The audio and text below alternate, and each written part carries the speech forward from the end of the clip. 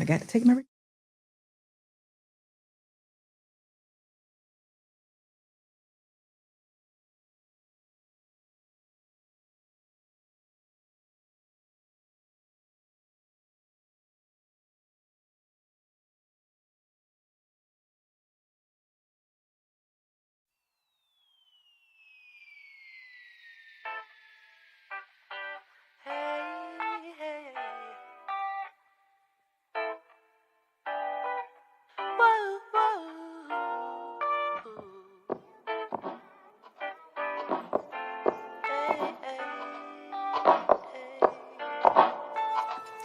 Yeah, baby. Wonder if all my bad decisions get accounted in the algorithms. No statistician could dissuade me from my bigger vision. I know my occupation's quite an unlikely place in this world to occupy and talk about upon a daily basis. Our information's predetermined by some biased business. We all in sermon to silicon that push out lovely neighbors. I'm done with paper chasing, think I'm on to bigger banquets. This that full circle, new wave, energy on a Tuesday. Turn a blue day to a bright hue, yellow with a smooth A in hair. Extra fruity the brand, you can't move me. The music is man, it's a con job, but it's grand. Been blessed with a great hand amongst many that stank. And yeah, it took some hard work, but blind luck play a huge role. And if they say that it don't, then they feeding you fool's gold. And if I know one thing, the truth's home. Even if it's a tough thing to swallow, an even harder thing to hold and truly know without a doubt while on the globe. And even though that seems inherent, it ain't always so apparent. Dangle carrot, you ain't always gonna get it. But don't worry, it's a pretty February in a year with more to carry and more days is yet to come. Under the sun, taking the ferry to the city where the moment's extra pretty, like the people, like the idea that I keep inside my brain that isn't equal to the real world. All that stress ain't saving me fear though. I swear to God I'm trying, but they pushing their demons down my esophagus, screaming the easy life, what I want always. Praise made up holidays, tell me that love is the answer just to boost this economy. Buy more, sell now, but I ain't following. I ain't a hollow man, I'm full of them fall winds. Take it all with a tall grin, and if you feel it, do it with me. And just sing what the song says. Take it all for what it is. It ain't all so big. So big, so big, so big. Take it all for what it is. What it is, what it is, what it is, what it is. It ain't all so big. It ain't all so big.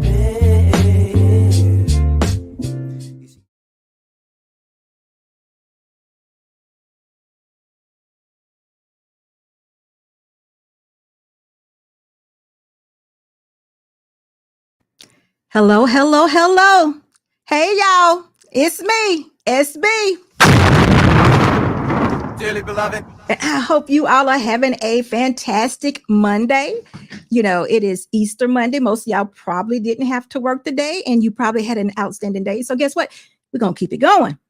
Tonight, we had a very good show, and y'all know what's up, right? Y'all know who with me. Y'all know it's Monday night. Y'all know what happens around 7:30-ish on Monday night. Yes, it is. Black Red Unfiltered. Come on up. He's my co-host. What's going on, security boss? Hello, kind sir. Everything is very, very well. Did you have a good day today? Oh, wait a minute. You know what? I ain't going to even start with today. Did you have a fantastic weekend, actually? I had a good time. Me and the kiddos and the wife, we had a really good time. Went and enjoyed some church. And then after we enjoyed some church, we went over and took some photos, some pictures. And it was just amazing. I'm gonna send you those pictures too. They're amazing. Came out great. But yeah, other than that, man, that's the good part of the weekend. Other than, outside the family stuff that I'm seeing all around these streets. But other than that, everything's been great. How about yourself? Listen, I can't even begin to complain. I had an outstanding weekend. I didn't do much of anything though. Just for me, just rest and relaxation. I caught some movies. I'm a movie person, so I love. Okay, so it's called Kings of. Yeah, don't get me wrong. Kings of Jonah. Is that right? Does that sound right? It's about this. It's a series actually, and it's set in Africa. And they brothers. Boy, it's crazy because guess what? one brother went to prison. They do all types of business. Let's just say it like that, right? Right. One brother went to prison, and while he was in prison, the other brother married his wife, and then they're raising his kids. His kid, it was only one. But then he found out after he got out of prison that his wife, which is now his brother's wife, had a child, which was a little girl that he knew nothing about. She gave it to her mother, I believe, or her grandmother, and her grandmother was actually taking care of the child. He found out he had the child, went and got her. Guess what? Somebody deleted her real soon after he found out he had a child. Wow. This is a good one. It's a good one. It's one of the ones, you know, you be binge watching. You can't see just one. You got to see like 5 of them with a TV come up and say, do you really want to keep going? Or, you know, should I, you know, remind you later? Or you don't want to see this no more. One of them type. I like it. I want to say Jonas or something like that. Yeah, it's on Netflix. It's either Prime or Netflix. Okay, cool. I need to watch that. I saw one I started watching. I can't remember the name of it. Maybe the people in the chat know. It's about this young lady. She hadn't spoken to her daddy in years. He's in Africa, I think, and she's here in the States. But anyway, he falls dead at the job. He is a big CEO of a company. He falls dead. And his daughter, they call her and say, your dad died. You and your brother need to come here. And when they get there, they're about to leave. And the lawyer said, don't leave because we got to read the will. She said, my dad didn't leave me nothing. We outside kids. And he had these kids with an outside woman, the side chick. Right? Well, his first wife. I know what you're talking about. I know. I saw that one. Oh, hold on. They got the hair business. He left everything to the daughter. His daughter and she got a brother. Oh, that's a good. I love them African move. But you know what? His wife is off the chain. Evil. You can't say no more. I know What's the name of it? Oh my God. I don't know, but that's a good one. Look, I'm waiting for the second season. So anyway, let's say hello to some people before we get away from all this, because we got to talk about this, because we also know that the elephant in the room is the YouTube spaces have been going crazy for like the last 2 weeks. Of course, SB has not been a part of this willingly, but Unfiltered, black man, what? I'm not in it at all. I don't know. Okay, I was getting ready to say, help me out. I didn't know. But let's say hello to a few people so we can get this thing going. Mr. Gilbert, what's going on with you? Mr. Benson, it's good to see you. He said this black man versus black woman mess. Woo, I love your point of view. Trying to cancel Lapeef makes women look exactly like many men have said. It's not good. In my opinion, there's no fixing this relationship. This ish hurts me. Listen, ain't nobody gonna be boycotting Lapeef. We already know they're gonna be right over there on Thursday night. Probably Sunday, Monday, Thursday, however many days they have a show. We're gonna be right over there watching.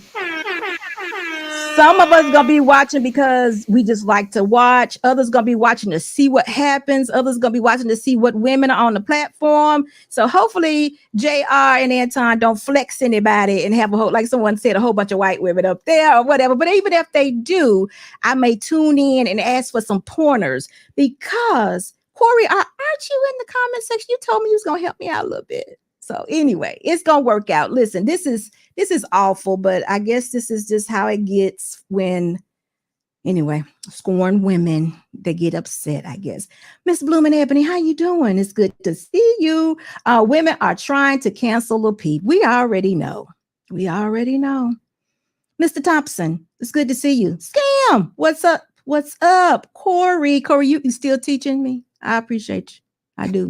I'm learning some things. Dr. Steele, it's good to see you. Definitely. Lost in translation. Hello. I hope y'all had a good weekend. I hope y'all ain't getting caught up in all this YouTube stuff. I hope y'all understand. I know y'all over here though. So y'all are pretty good, balanced, intelligent people. And y'all know how to chew up the meat and spit out the bones, because I want y'all to know that most of the stuff that you all are hearing is very much crap. I want y'all to know that. Very much crap, y'all. It's just mess. Very messy.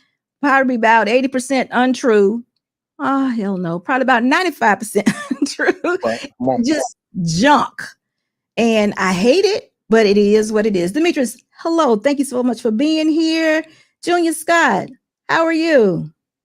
Day B, hello. Hey, SB Anton is done with Lapeef. He is?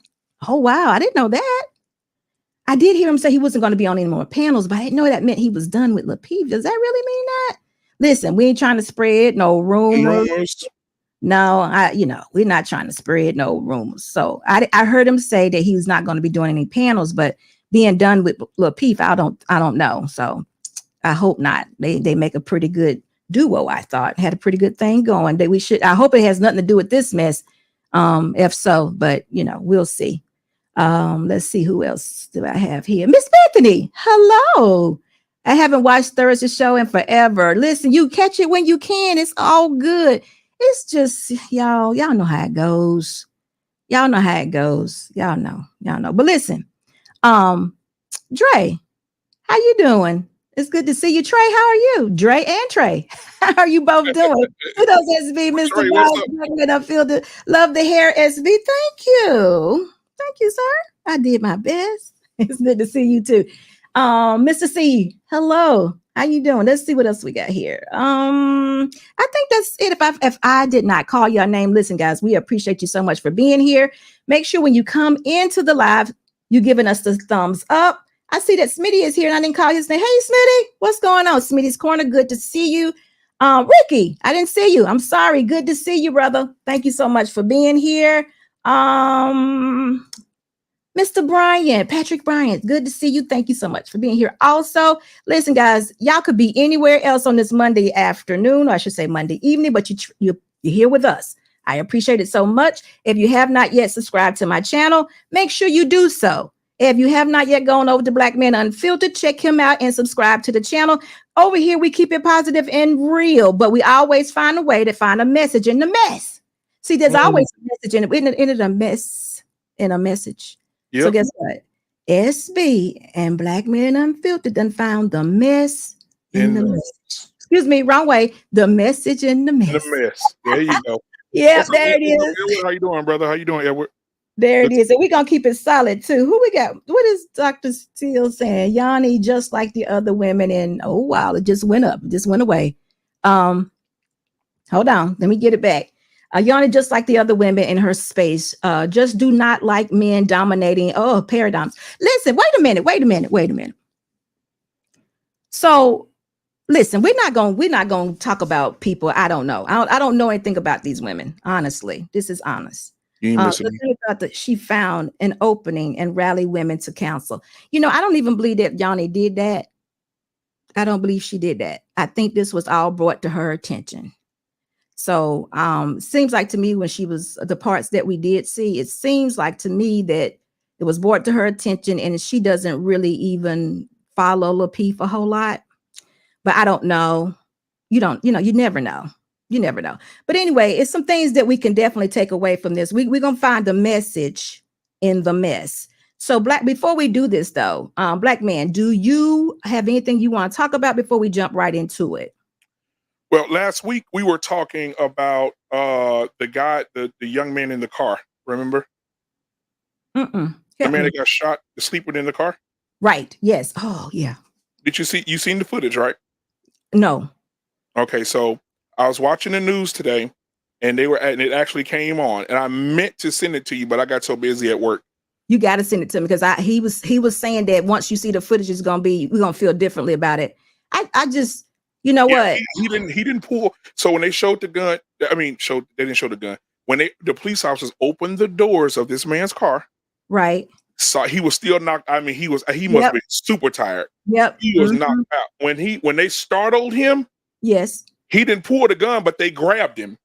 And when they grabbed him, they didn't say he pulled it. I didn't think he pulled it. Yeah. No, I'm just okay. Right. So yeah, as soon as they startled him on the cam from the officers, when they startled him, he threw the gun in his seat. They grabbed him and tried to arrest him or try to pull him out of the car, and he was startled. He didn't know what was going on, and so he put the car in drive and just drove off.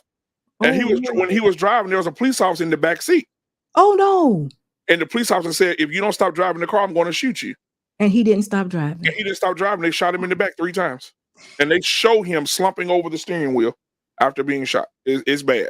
It's really bad. Like, man, that's a terrible incident. Just terrible. It really is. Because all the way around, everybody was so unexpected. That young man was in that car at 3:00 in the morning, sleep, car running. He did not go inside. His grandma calls the police on him. The police said he had the gun in his lap. They never said he pulled it, but he never did. But what I figured is when they startled him, because I know they did, because they probably beat on the window and the doors of the car. How long before they could wake him up? They didn't. They didn't. How did they get in the car?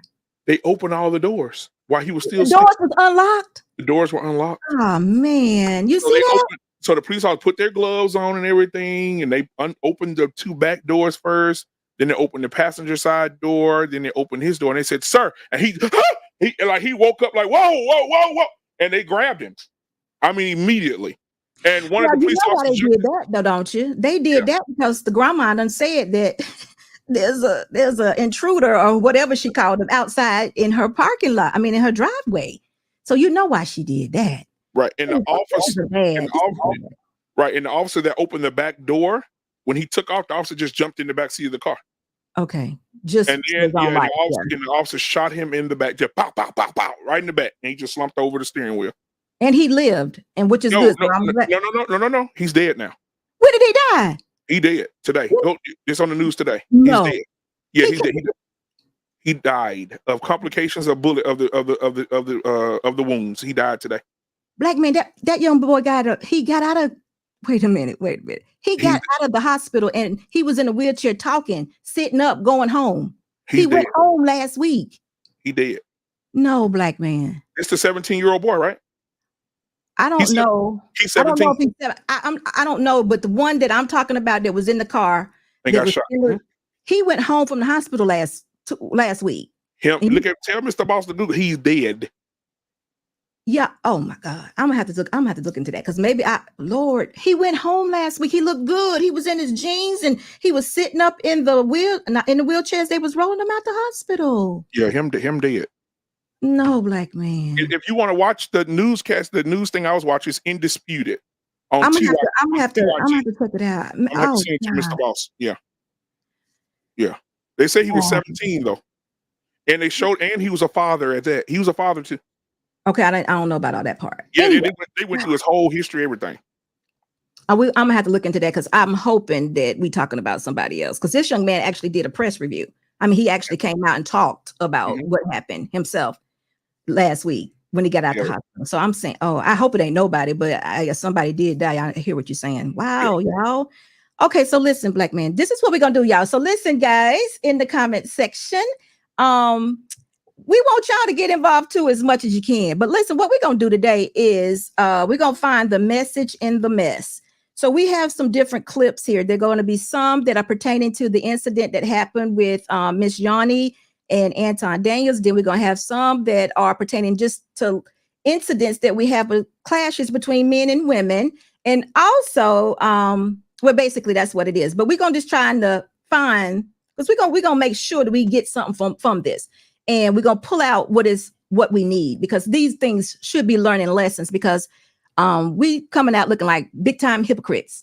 And I don't want to look that way. I want to be as honest and positive as possible that I can be, true to my word. And I'm sure black man does too. So if it's something that all of us can take away from this, that's what we're going to do. This is not going to be the messy section today, but there are going to be some things that we're going to talk about, and I'm going to get right into it. And y'all already know how I am, right? Right. You already know. So just get ready for it. Not owned it not one time throughout this entire The two examples that you use, Anton, why do I have to raise my voice at you? Why? All right. Black man. When women and men clash, who wins? This particular incident right here, this young lady, I have no idea how old she is. I don't know anything about her as far as her marital status. I know nothing of this woman, but I do know Anton. Anton is a 40-year-old man, been married 17, 18 years, has a child, a house, business, whatever. She spoke to him like he was a, what you think, 10-year-old? Yeah, 9.5. 9.5. For sure. So listen, this is something I always lead with. Ladies, it is very much power in your femininity and keeping your mouth closed. In this particular incident, the women lost. We lost. Because for what I gathered from it, Anton was willing to have the conversation. And I'm not taking any sides. I'm just judging on what I just saw and what I heard. I don't even care about the incident that brought us here because that's all fake also. Because everybody knows that those particular women that were involved are very rude to me every week. So we already know we're not even going to go there. Rude every week. Name Rudy Rude should be in the middle of their name. That should be their middle names because they know that they get rude. But it's okay. That's just how we battle. It's all right. It's no big deal. But this particular display right here, why do I have to raise my voice at you? This we lost. Ladies, we lost. We need to find the power that we need to have in our femininity and in our silence. Go ahead, Black man. Tell me what do you have to add to this, if anything, and then we're going to keep going. I think that most people are doing this for clicks. Most people are doing it for likes. I don't think anybody have any personal motives. But at the same time, you know, we all demand respect. And I think that, you know, most people will match your energy. You know, I've been there where a woman have said something to me and I matched her energy, which was wrong. Right. I had some accountability partners say, hey, Black man, that's wrong. Right. And so I made a commitment not to do that. However, as a man, you want to be respected. And I think that if we're going to have a conversation, then everything that you say to me and everything that I say to you has to be respectful, right? Because I can't allow a woman who I'm not married to. If my wife is not doing it to me, you're not going to do it to me, right? If my daughter and my children are not doing this to me, you're not going to do it to me.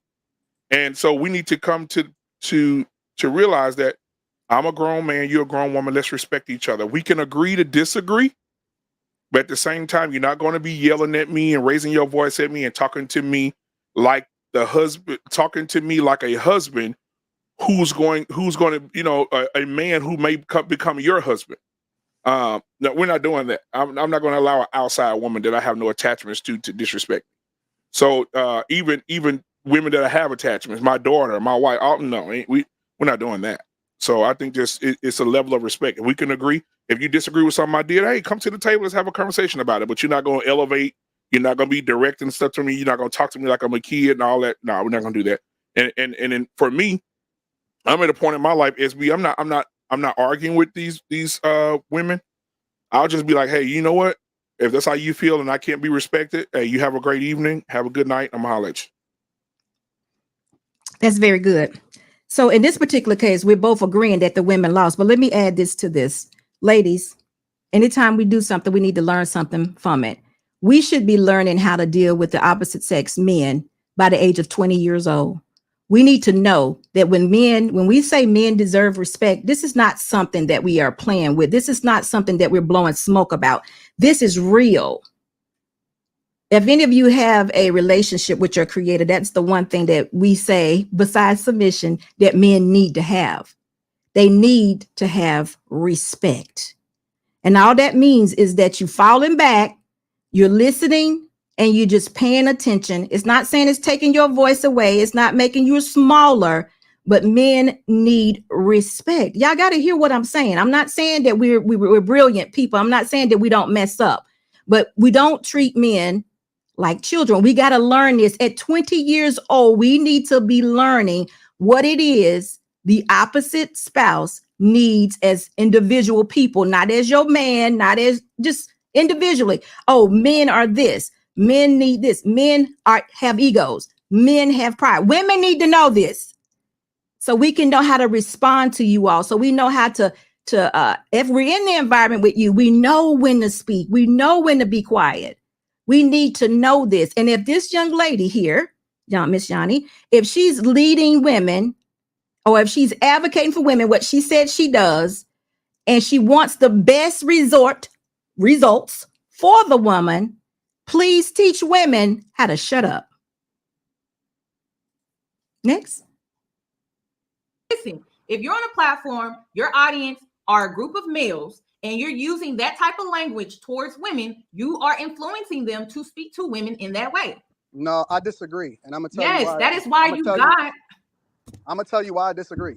Because you can't advocate for equal. You can't advocate for jumping on these panels, saying what some of y'all want to say to men, and then not getting the same type of energy back that a man would get if another man said it to you. I haven't seen any of these women call you guys out your name or do any weird stuff like that. Well, then you haven't watched enough, because I've seen seen some all egregious I've shit being seen said. is a woman say something that you don't like that sets you off. All right, black man. For me, and I want to go back because Dr. Steele says we as men also want to make sure that we do not give women a reason to want to yell at us. Stay as noble as possible. Listen, Hey, Dr. Steele, go ahead. Dr. Steele, what you're speaking of is humility, and you are right in a way, but not every man gonna have that. That does not negate what we're supposed to do as women. As a woman, I need to understand that men need respect. I'm not losing by giving a man respect, Dr. Steele. I'm not. Even if a man is disrespecting me, I have to know when to be quiet and when to walk away. I don't lose this way. I lose when I combat with them. Did y'all not see the video with the man with the little boy, the boy with the skateboard? I tried to knock that girl head off. Yeah, I think you're absolutely correct. I think we're living in a world where men have taken what women have said about equality to another level, and what they're and I don't condone physical violence at all. I'm not condoning that from a man to a woman at all. I do believe if a woman puts you in a life or death situation, you should definitely come out on top on that one. But because laws give you the right to defend yourself against, people who are trying to take your life. So, but what I want to say is that the day we're living in right now, the men like Eugene Steele, how he grew up, men don't exist anymore because men have adapted to this equality thing. You want to be like us. You want to play sports like us. You want to play sports with us.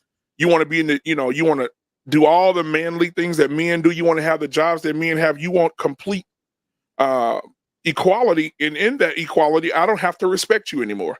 I don't have to be chivalrous to you anymore. These little boys, I'm telling you, these boys that was born in 93, 94, 95, 2000, they're not putting up with it. They will slap the shit out of a woman. They will bust her head with a skateboard, punch her in the mouth. They're not tolerating it. And I saw a young lady, and I'm gonna land my plane here. I saw a young lady doing a prank on the street.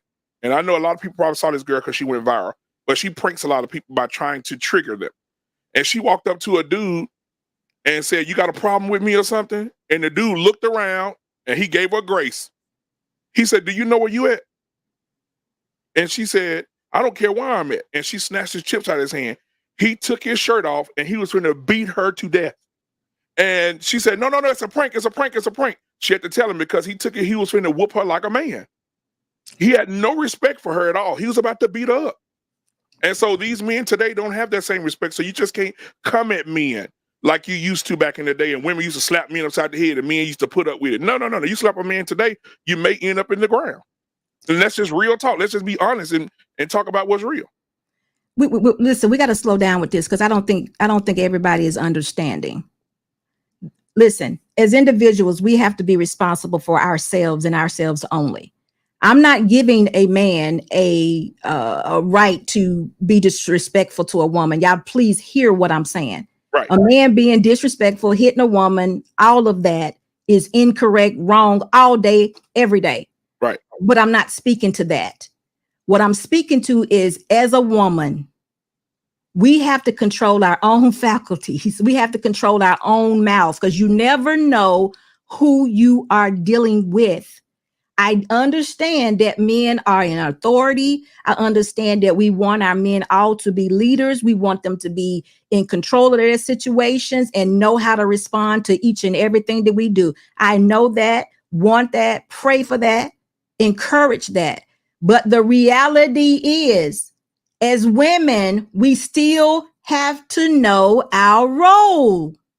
It doesn't listen, just because some man is emotional, it doesn't give us the idea or the right to go pick on them or to Yeah. talk to, or how about this? Just because a man is homeless or a man is not driving a car or a man appears to be less than what I would normally deal with, it doesn't give me the right to disrespect him and act like he's not a human being. And I'm being extreme right now, y'all. I'm being extreme. So I just want you to know, Dr. Steele, I need you to understand. It has not, my behavior has nothing to do with what Mr. Boss does. I got to be responsible for me. He's going to get dealt with if he's wrong.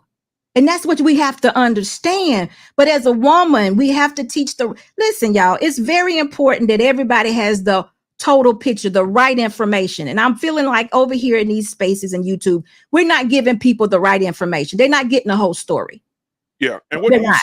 yeah, and what my thing is, there needs to be some type of training for these young men or some type of inspiration to these young men, because security boss, what do you do when you go down your timeline? Security boss, people say, oh, these things happen periodically, they don't happen all the time. That's a lie. You can look just a lie. But what do we start telling young men, because these women are very aggressive now, and I've seen videos, I'm seeing in person, right? Because I'm coaching football games in the worst neighborhoods in the world. And I see it on these timelines when you're going down Facebook, Instagram, so on and so forth. In TikTok, you see people pulling out their phones and women are punching men in the face repeatedly, spitting in their face, kicking them, hitting them with bats, sticks, right? And just busting them up in the mouth and busting their faces open. Like, so women have become more aggressive to the point they say, I'm not scared, I want to fight a man, or I'm not scared to dislocate a man's, finger or bust his nose wide open. What do we tell these men in a world today? I saw a man standing in line for the movies and a woman walked up to him just because she felt like he broke in line. And she started screaming in his face and he was like, girl, please go on. He didn't even entertain her. She punched him so hard, security boss broke his glasses. You see, listen, this is what I'm doing. This is what listen, I don't know what to tell that man to do. That's what you all got to get together and talk about, because it's a real thing. Yeah. But what I am talking about, and I'm not trying to get off the subject, is that we got to be responsible. I have to be responsible as an elder woman to tell a young lady, the whole picture is you got to be responsible for your own junk, despite what the man does. Yeah. And guess what else? We can't bait y'all up. We can't be disrespectful and think we're going to get a different results. Excuse me, y'all. We can't do that. We have to maintain our frame as women. As women, we don't have to challenge a man. We can walk away. We can have the conversation. Now, what I'm calling this on is the fact that she said that Anton, because he has called women out of their names on his platform, and he's called them whatever, for whatever reason, Anton did that. That's for men to correct that situation. If he was incorrect, wrong, or what have you, men should be doing that, because that's what men do. I'm saying I'm with the woman here on this side. I'm trying to tell the women the whole truth. The truth of the matter is, just like you said that Anton was being the example for men to do that, you too, my dear, you were just the example for women to treat men like children. You just did it. Why I got to raise my voice at you? What?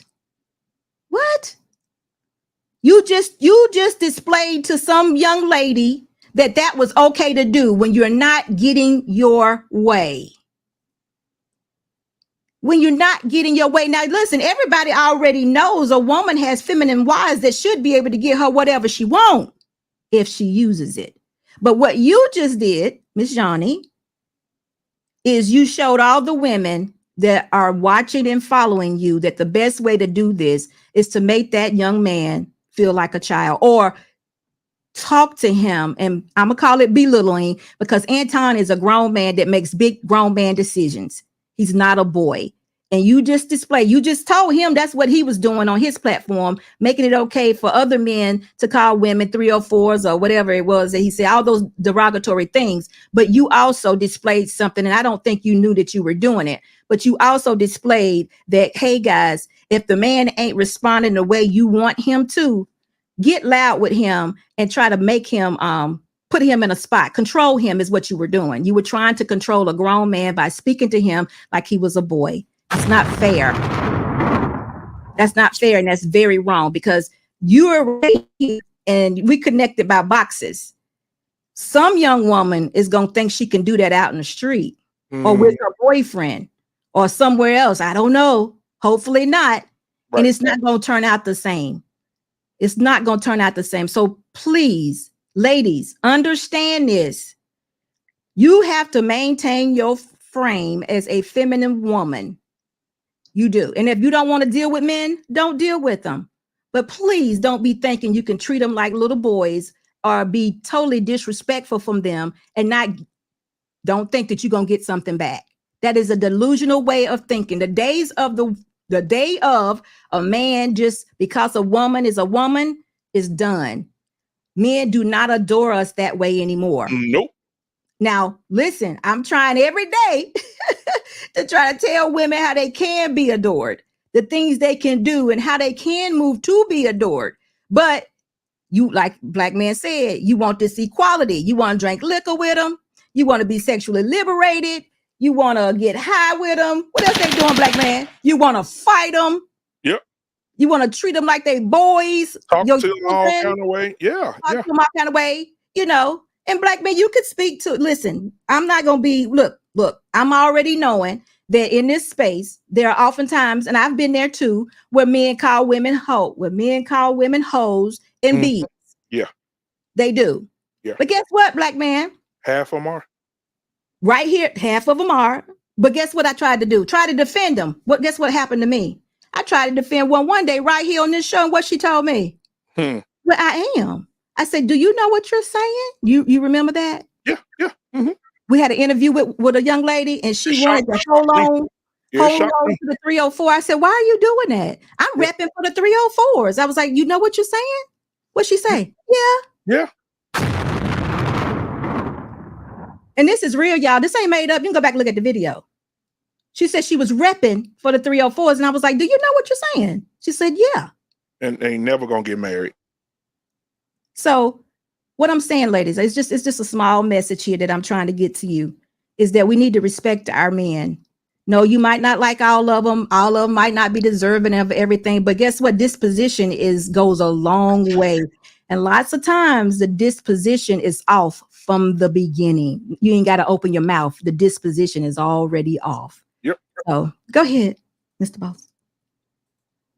Make 150,000, I make 50,000. Right. We're going to have to figure out how we're going to live off this 50,000.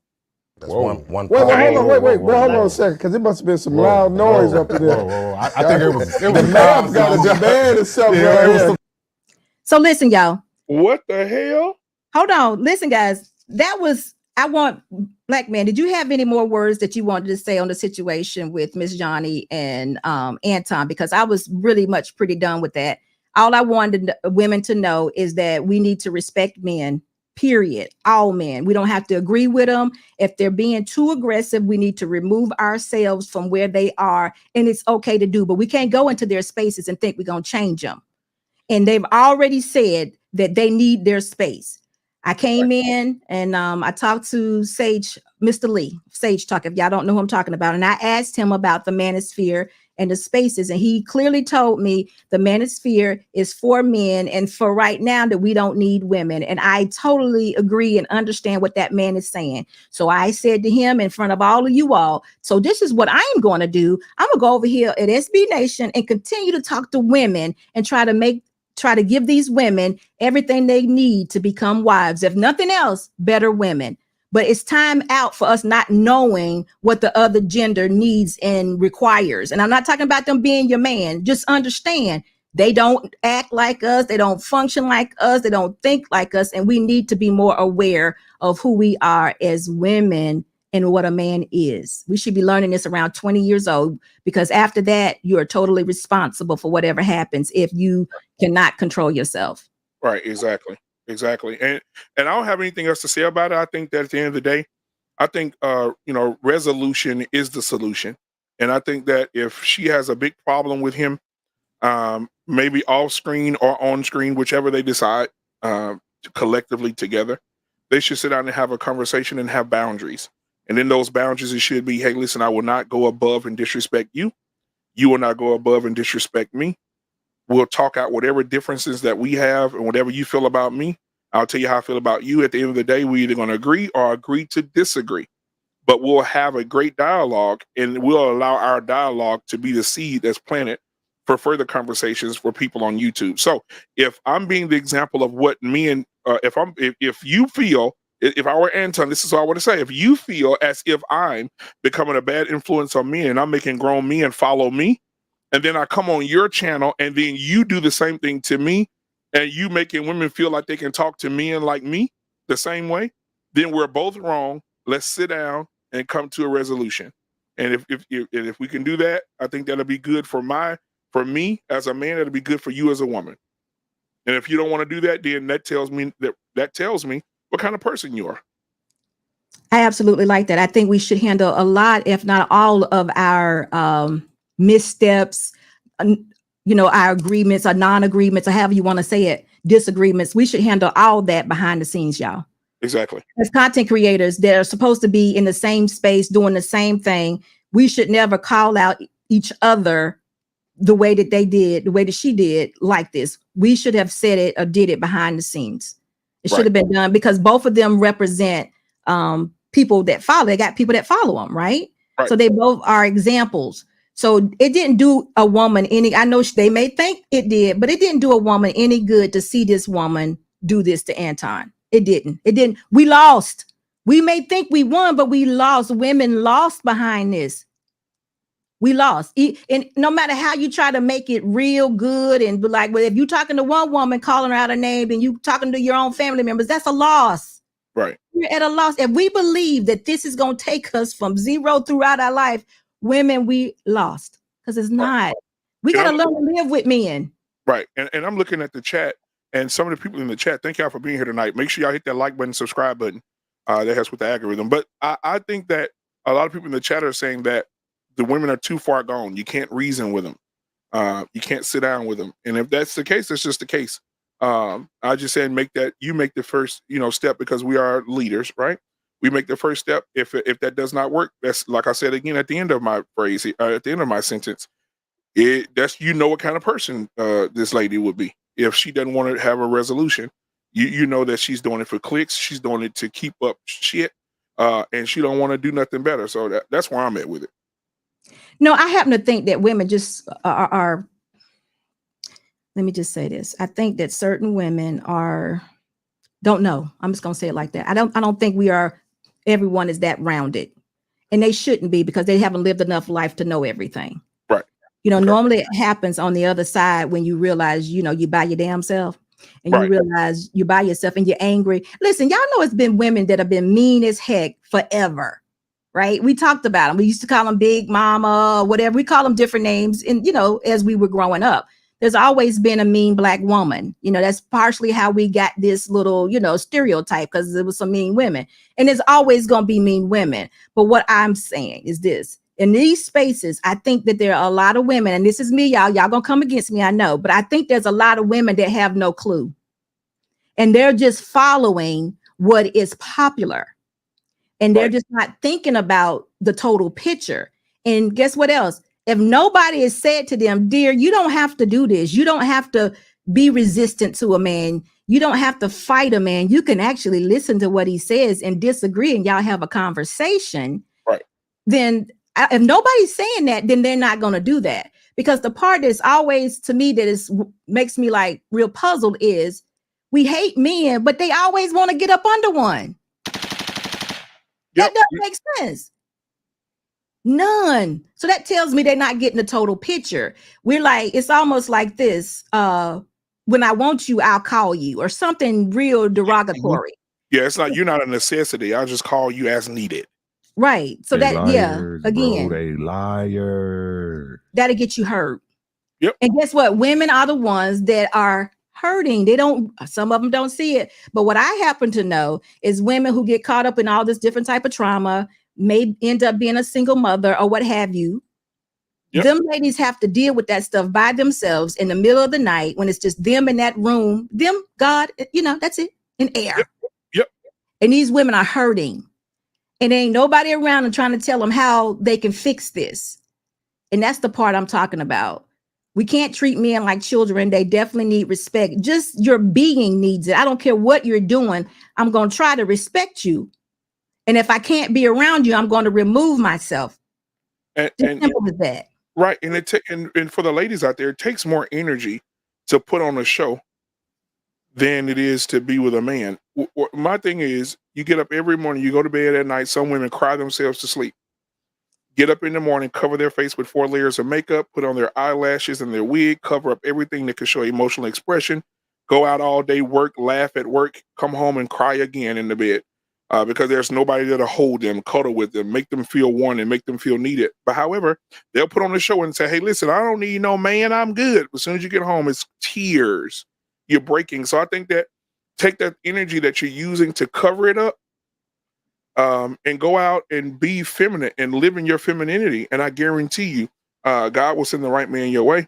And he does it all the time. And so many people getting married, but I know marriage has dropped, but hey, you just got to get to a point where you got to make yourself unique. You don't always do Bible. The Bible says a virtuous woman, who can find one? That means she's going to be, it says she's rare. She's like rubies and diamonds. And so we already know that every woman's not going to be that way. So when you find that group of women that's not that way, leave them. And go and be around women that's going to be that way and it's going to get the best out of you, not the worst out of you. I'll land my plane right there. So listen, guys, I want one more. I'm gonna say a couple more things, and then we're gonna do super chats and get back into and go to the next half of the show. Okay. Listen, my job is to speak to women. And Clement Gray, I'm going to read your super chat, of course. I'm going to read all of them. But my job is to speak to women and make sure, as an elder woman, that I'm speaking to the women and giving them the whole story. I'm telling them exactly what it's like to be a woman, a young woman, which I was. Now I'm an older woman, which I am now, that is married, been married a long time. I've seen both sides of this thing. I was a single mother. I'm no longer. I ain't been a single mother for a long time. But anyway, I know how hard it could be. I know the shame in it all. I know that there are mean people, men included, in this world. But I also know that in most spaces that I find myself, I am very much respected. And if I feel that I'm not respected, I will leave that space. When I go to the grocery store, Sam's, y'all know it's my grocery store, I have no issue with men asking me, can I help you with your groceries? Can I put that water in your cart? All the time. Men opening doors, what have you. And it's just that way. There's no second, third guessing or whatever. I'm not doing anything special, y'all. I'm just smiling, saying hello, and being a positive person that seems somewhat satisfied and happy in her life. And if you have not accomplished that in your everyday, then you have a problem. This is just me now. I'm not dealing with men. This is just me. If I had a problem with a man out in this big world, I'm coming home to get Mr. Boss. I am, y'all. I'm going to tell him about it. But I'm not going to try to fight him or run him over with my car. But I'm going to tell him about it.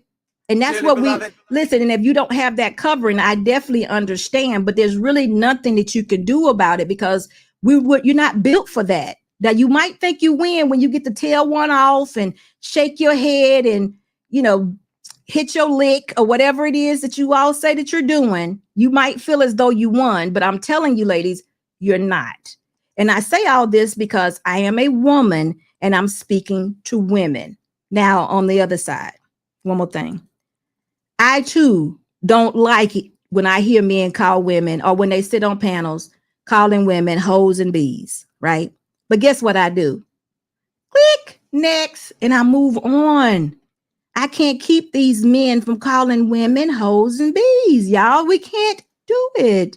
They have to come into some kind of knowledge, get some kind of counseling, do something in their life that makes them feel better about themselves or what have you, or the woman or whatever, where they don't need to use derogatory terms. But I can't leave this space without saying this right now.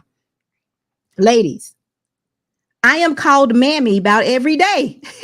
Come on. Guess what? I'm not letting y'all off the hook. So for whatever reason, y'all choose to call me a mammy. And it's only because I appreciate a black man. Men, period. Just in case you didn't know, I appreciate all of them. But y'all see me in appreciation for black men. So I am a mammy. Mr. Security Boss, real quick question. Do you know what a mammy is? A mammy is a nurturer. Oh, but I don't care. No. That ain't I didn't mean it. I'm not trying to justify it. What I'm saying is they use all these derogatory terms. The only reason they call black women mammy back in the day because they were breastfeeding and taking care of children from another nationality or another ethnicity. So we say a lot of dumb shit. But I will say this: security boss. Anytime you step up and do anything, they're going to drag you. You advocate for men, they drag you. You try to get women married, they drag you. It's damn if you do, damn if you don't. We have to get to a point where we don't give a damn about what these people are saying because they're damn miserable. When they hit that X button on their YouTube, and they get off their laptop, they take a deep breath and be like, damn, I ain't got no more attention tonight. They don't have nobody.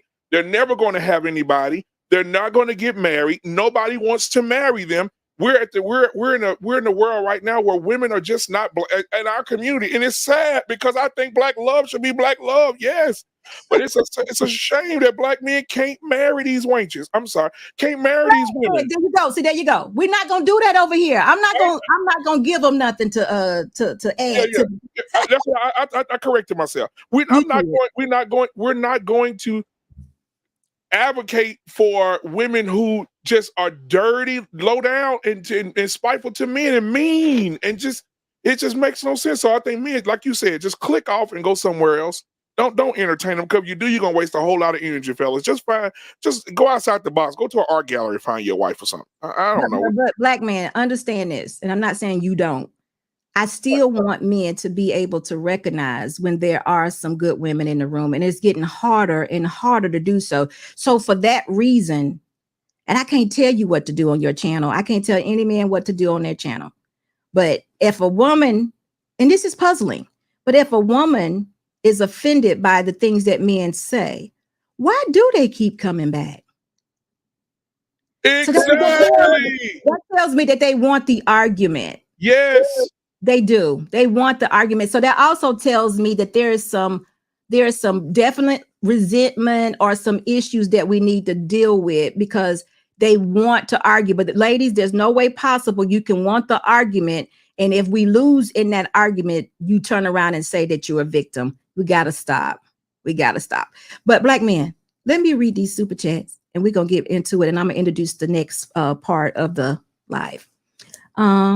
Marcus, thank you so much for your $2 super chat. He said, what's up, my good people? Marcus, it's good to see you. Thank you for being here. Clement, we love to have you here. Thank you and welcome for your $10 super chat. He says, unfortunately, SB Anton has given off bad energy to men, telling them how big his private area is. Woo, and then have some things to women not cool. Yeah, it's not. It's not cool. I wouldn't want to hear that. You get what you put out, some content out of pocket. Exactly. But guess what, Clement? Anton is very, very well known, right? All you got to do, Clement, you included, send that man a DM, email or whatever and say, look, I am a supporter. I'm a man. I'm a supporter. Love your work or whatever, like following you or whatever. But dude, talking about your private parts today was out of pocket. What would be wrong with that? That means you taking care of situation behind the scenes. Nobody's feeling disrespected. Nobody's feeling shame, but you did exactly what you were supposed to do. You held that man accountable for that comment. That's how it needs to be done, y'all. It's a lot of people that don't like what I say. And if y'all don't, please let me know. We're not perfect at this, guys. See, this is one of the things she meant, though, Clement. There are people that hold Anton in high regard because he's a smart person, he's made a lot of money, and it seems to have a lot of discipline in his life. So people hold him in high regard. So he is responsible for other people. He probably doesn't intend to be negatively, of course, but that's what she's saying. And the flip side of that, I'm saying the same thing to her. We holding you in high regard because these women are watching you and they are following what you say. So we have to definitely be on it. We can't be off. But if we are off, those that think that we're off need to reach out from behind the scenes and say, look, that was off. you know, and all you can do is say, you know what, you're right. I shouldn't have said that. Hey, that was truly just entertainment. Please disregard it or whatever, because all it does is make us better people if we got good intentions. If we foul and we don't have good intentions, we're going to say F you. But we already know neither one of them women, neither one of those people, Anton nor Yanie, would say F you. Y'all already know that. They're not bad people. Neither person. But we got to do it right. Because there are a lot of people watching both of them, and there are a few people watching me too. And I want to put out the whole message, and the whole message is we holding everybody accountable. So you don't have to drag. Excuse me, y'all. We don't have to drag nobody, though. My mic went out a little bit. You don't have to drag anyone. It's good. So that's my only point. You don't have to drag anyone. Marcus, thank you so much for your $5 super chat. And he says Yanie was very biased and she violated the man's family. Yes. Oh. Yes, that was not good. It's not good. It was a low hit, but I'm so glad that she respected him enough. I'm gonna say it differently. I'm so glad that she finally heard him say, I need you to remove my wife from that thumbnail. She finally heard it. Y'all understand what I mean by that? Sometimes we hear stuff and we listen to it and we just pretend like, you know, yeah, I heard that. But sometimes you have to really hear things, and she finally really heard it and she removed it. So shout out to her. I'm glad she did that. Yeah, That was a smart thing to do. let me say this real quick, because I think that the mob were horrible people, right? But they were organized. And what I mean by that is they didn't want to go and delete wives or children. They didn't discuss wives or children. If you did something, they came directly to you. I think that we should have that code here as content creators. I think if I have a problem with Anton, I don't think Rita or his daughter, Leslie, have anything to do with it. I don't think I should say anything about his wife or his children. I don't think that anybody should say anything about my wife or children. I think nobody should say anything about Mr. Boss. I think, or your daughter, or his, or Mr. Boss's son. I don't think that. I think that people should have enough respect to say, you know what? If I'm attacking the point or I'm attacking someone, it needs to be the person that I'm actually talking to. It shouldn't extend and overflow into family. That's when it gets dangerous, because some people will get on the plane on your ass, and so you need to be careful how you talk about people's family. Like, for real. You know what? I'm gonna give him one better. Not everybody has to get on a plane. Some people have people working for them in other places. Exactly. You really don't know.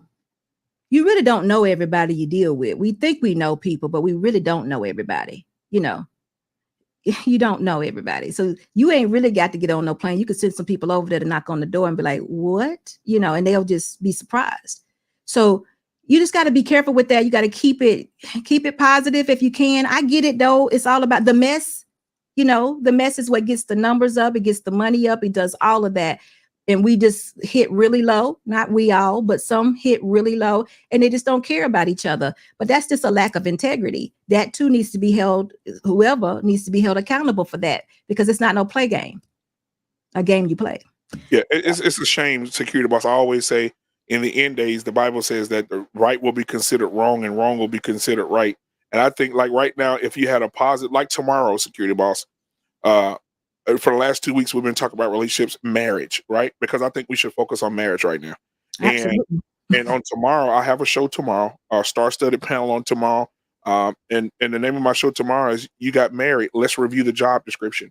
I guarantee you that it will be 20 people there, 15, right? But if I put on there, security boss ain't shit and Mr. Boss ain't either, it'll be 1,000 people watching. It'll be 1,000 people watching it live, because they want to see how much mess I can accumulate, and they just feed off of it. It's like I'd be like, damn, this is ridiculous. Like, so it is. It very much is. But let me clear up something, because I don't want people to have the wrong impression and think. I don't want my women to have the wrong impressions just because somebody said something. I need y'all to slow down and think about this. Mr. Boss, can you bring back motivating visions comment? A black man, do you see it on your side? What's that? Motivating visions, her comment. Which one? She got a bunch of them. The last one, I think. No, it was the one that was the idea, the justification of including the picture of the family. Okay, here we go. Motivating Vision says this, and I'm gonna get back to super chat, y'all. The point was they are black women, so anybody can include them if they wanted to. Nobody exempt nor invisible. Okay, here you go, guys. Let me tell you something. The point when black men calls women out of their name, I know you do, black men. I'm not saying you do it here, but if you called a woman a 304 or a B, he's doing that because it goes straight towards her behavior that she's demonstrating at that moment, or that he has a video of, or whatever. Right? Am I right around like that? Black man, you tell me. Right? Now, I've taken away. I don't do the B word anymore. I think that's highly disrespectful. And my wife told me I shouldn't use that word anymore. I said, okay, baby, you're right. I do use now in the place of that. I use booger wolf. So you sure do. You got me saying booger wolf. What? I use booger wolf. I don't use hoe and bitch no more. I use booger wolf. So my point I'm trying to make is motivating visions is this. This is not a true statement. People are off limits. Women are off limits. You know who are off limits? The women who are covered. Those are the ones that are off limits. They are. You're not going to speak that way. And I'm not talking about you particularly. A man is not going to speak that way to me because I have a husband. And my husband would deal with that man if he tried to, especially if I wasn't exhibiting the behavior that caused that type of response. See, that's where we wrong at. See, that's why we don't get it. You're not getting the whole story. The whole story is there are people that you cannot say these type things to. And those people are women that are covered. Right. And I don't understand why y'all don't get that. If you are out here and you're acting out and you're not covered, you're going to get what you get. But the woman who is not acting out, she's not going to get that. Right. She's not. So to use Anton's wife and daughter for an example, when we don't know anything about them personally, they're never on the camera unless, all he does is big them up and give them props. So that's what you know. Those are not the women you can attack because he's covering them. Now, if he's dealing with a woman, he feels like this woman is exhibiting this type of behavior and she's not covered, then he would definitely do it. It would take her man, her daddy, or whomever to come and correct him. That's how it goes. Exactly. And I'm not saying at any point you should. Now, if Anton's wife, if she were hoorahing and getting online and making videos and talking about, you hoes about to, stay off my husband, okay, maybe. But if Rita don't do nothing, she don't get online, she don't make no videos, she don't do nothing. That baby is innocent of all that. And I think that if anybody on here today, I know that we talk a lot, we laugh a lot, we talk about things in our community, we talk about the leadership aspect of things, we talk about how men should be more healthy, including myself. We talk about women should be more healthy, marriages should be more. We talk about all these different things and we clash a lot, but I just don't think kids and wives or husbands, even on the women's side, or a woman's husband should be mentioned in anything. It just doesn't make sense to do that. It's just it crosses so many levels. It's just crazy. So listen, hey Sugar Bum, let's answer Sugar Bum's question. Sugar Bum says, so you can call me a B, and I can't call your wife one. So listen to this, Sugar Bum, because again, you're not making any sense. So this is what I'm assuming. If you're engaging in some kind of conflict with a man, that it gets to the point where he has to call you a B, then why would you go call his wife one? That means you're exhibiting to him B-like tendencies and he's dealing with you. Right. The thing for you to do would be to go get your man, your daddy, or whomever that's supposed to protect you and have him deal with the man that called you a B. You calling his wife a B may actually get you popped upside the head, canceled, deleted, or whatever, because again, we're not equal. Sugar Bum, if you're engaged in something where it gets that high where that man is now you're talking about just random. If you're just talking about randomly talking, okay, I can maybe understand what you're saying. But you said so called me, as in you. If you're engaged in a conversation with a man and it gets that heated that he needs to turn around and call you a B, I need you to leave the environment. I need you to go. You don't turn around and say your wife won. That's gonna get you hurt. What do y'all think y'all got? What they got on their backs? What you call them gas packs they got on their back? They got some damn gas packs in their They back. do. But the thing is, security boss, I call them USBs and AAA's. Let me They say, got something. Y'all got some kind of battery pack on y'all back and Right. make y'all think y'all bad. But y'all gotta stop. Right. It's not necessary. I call them USBs and AAA's. And the reason I mention those two things is because that's what it takes to plug in a mouse and a keyboard. And if you have wireless, it takes the AAA batteries to power it. I think a lot of people say the things they do, like in the chat.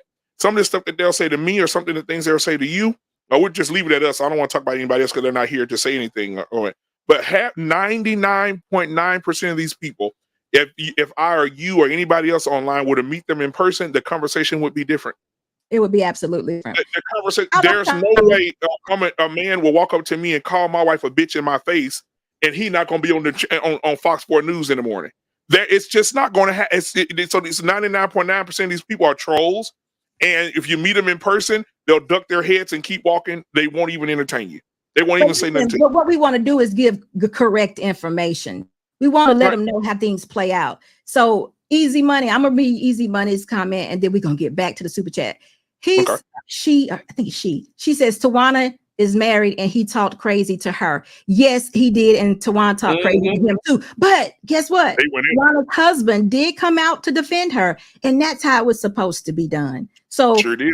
I guess you're giving this as a good example because her husband did come because she was covered by a man. Listen, ain't nobody perfect. I'm not giving Anton any type of passes. I'm just telling women how y'all supposed to conduct yourselves. You can't be running up to no man talking about he or be and your wife 1 2 in his face or in any kind of environment, because your husband, your man, your daddy, somebody needs to cover you and handle that situation if it gets that elevated. That's all I'm trying to say. Ladies, we got to know our position.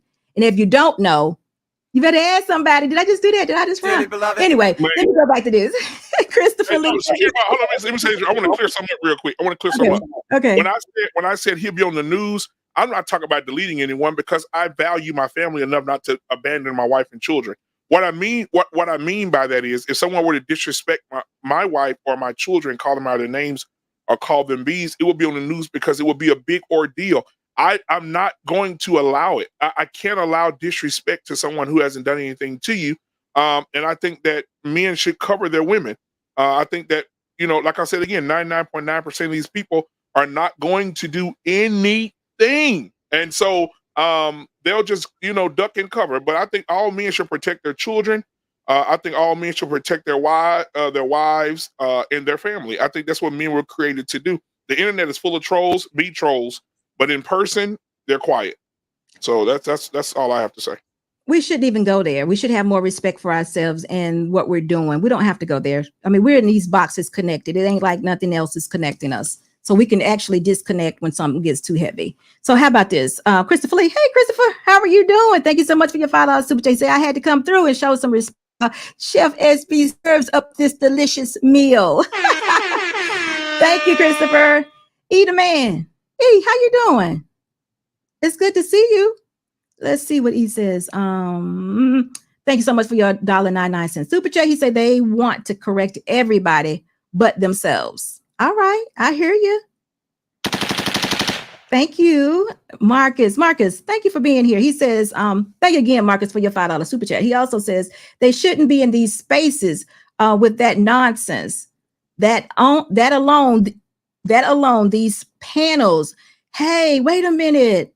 You don't even want them in the spaces with the nonsense. Okay, I agree. Listen, though, listen. I'm not against I love my women. Listen to what I'm saying, y'all. I am not the sisterhood girl. I'm believing right and wrong. Everything you do ain't okay. And that's the major problem they have with me. The second major problem they have with me is I account for my wrongs. And if we can get them to account for their wrongs, we can actually be in spaces, maybe not on the same panel, but we can be together and it be okay. Because I'm not going to tell the women they got to shut up and go away, but we do need to learn how to handle ourselves as women and as ladies.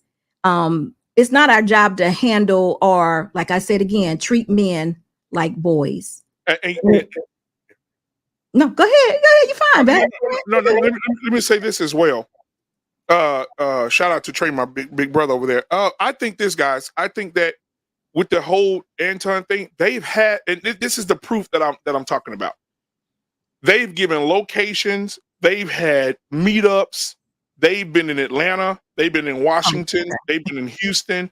They've been everywhere. And there are no stories of anybody running up on Anton. There's been no stories anybody running up on JR.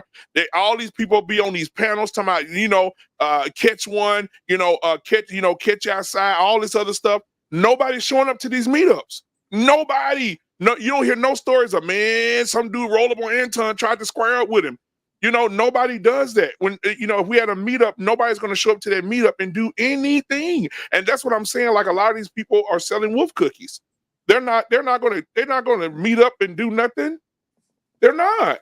So if the ladies were to boycott the situation, you saying it still would be just fine? Yeah.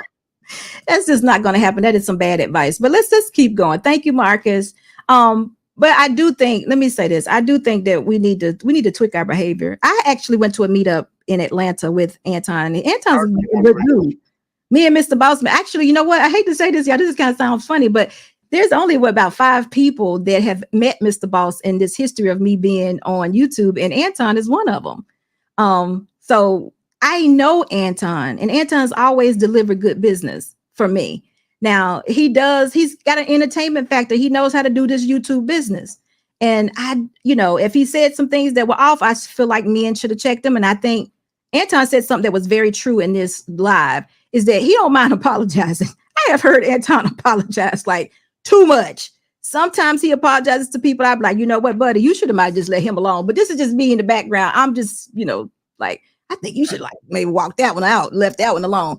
But he does apologize because he knows he's a man of God. He really is. And I know y'all might go crazy, like, what? He is a man of God. It don't mean he's not, he's not perfect. Flawed. But we all are very flawed, and we might get into it, get into our feelings or whatever. He's entitled to that.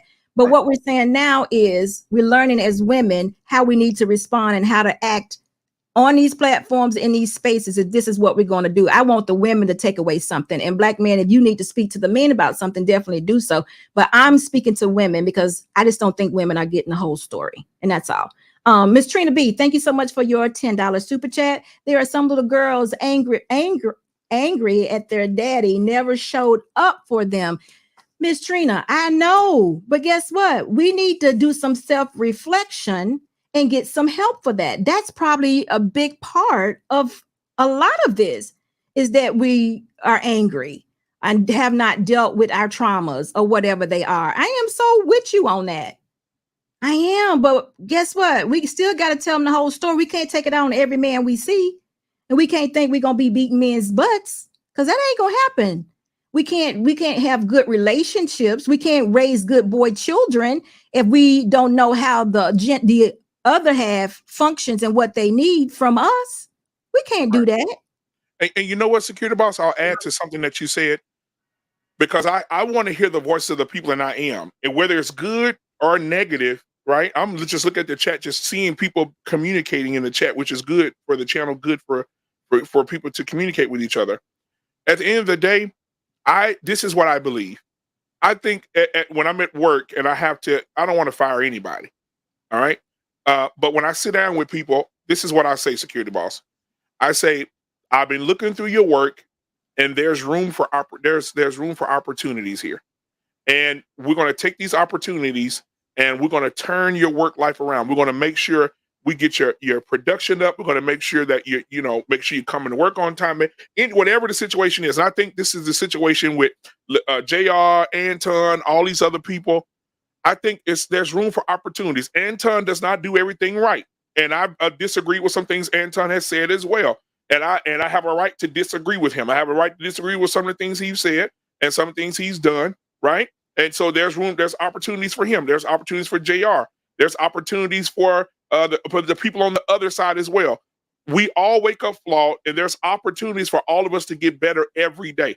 The bad thing about us in our community is that we don't give each other the opportunity to grow from that. And so I think once you do something bad, you're always bad. And I don't think that's fair. I think that on both sides, people should have opportunities to grow. You should have opportunities. Clement, that was for you. I saw that comment. Clement, we got to give people grace. We may either one of us might fall off one day. I get mad. I might be coming on here cussing. What you gonna say? SB said she was a woman of God, but look at her today. Guess what?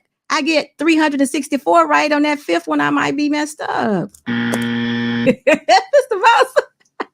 Listen.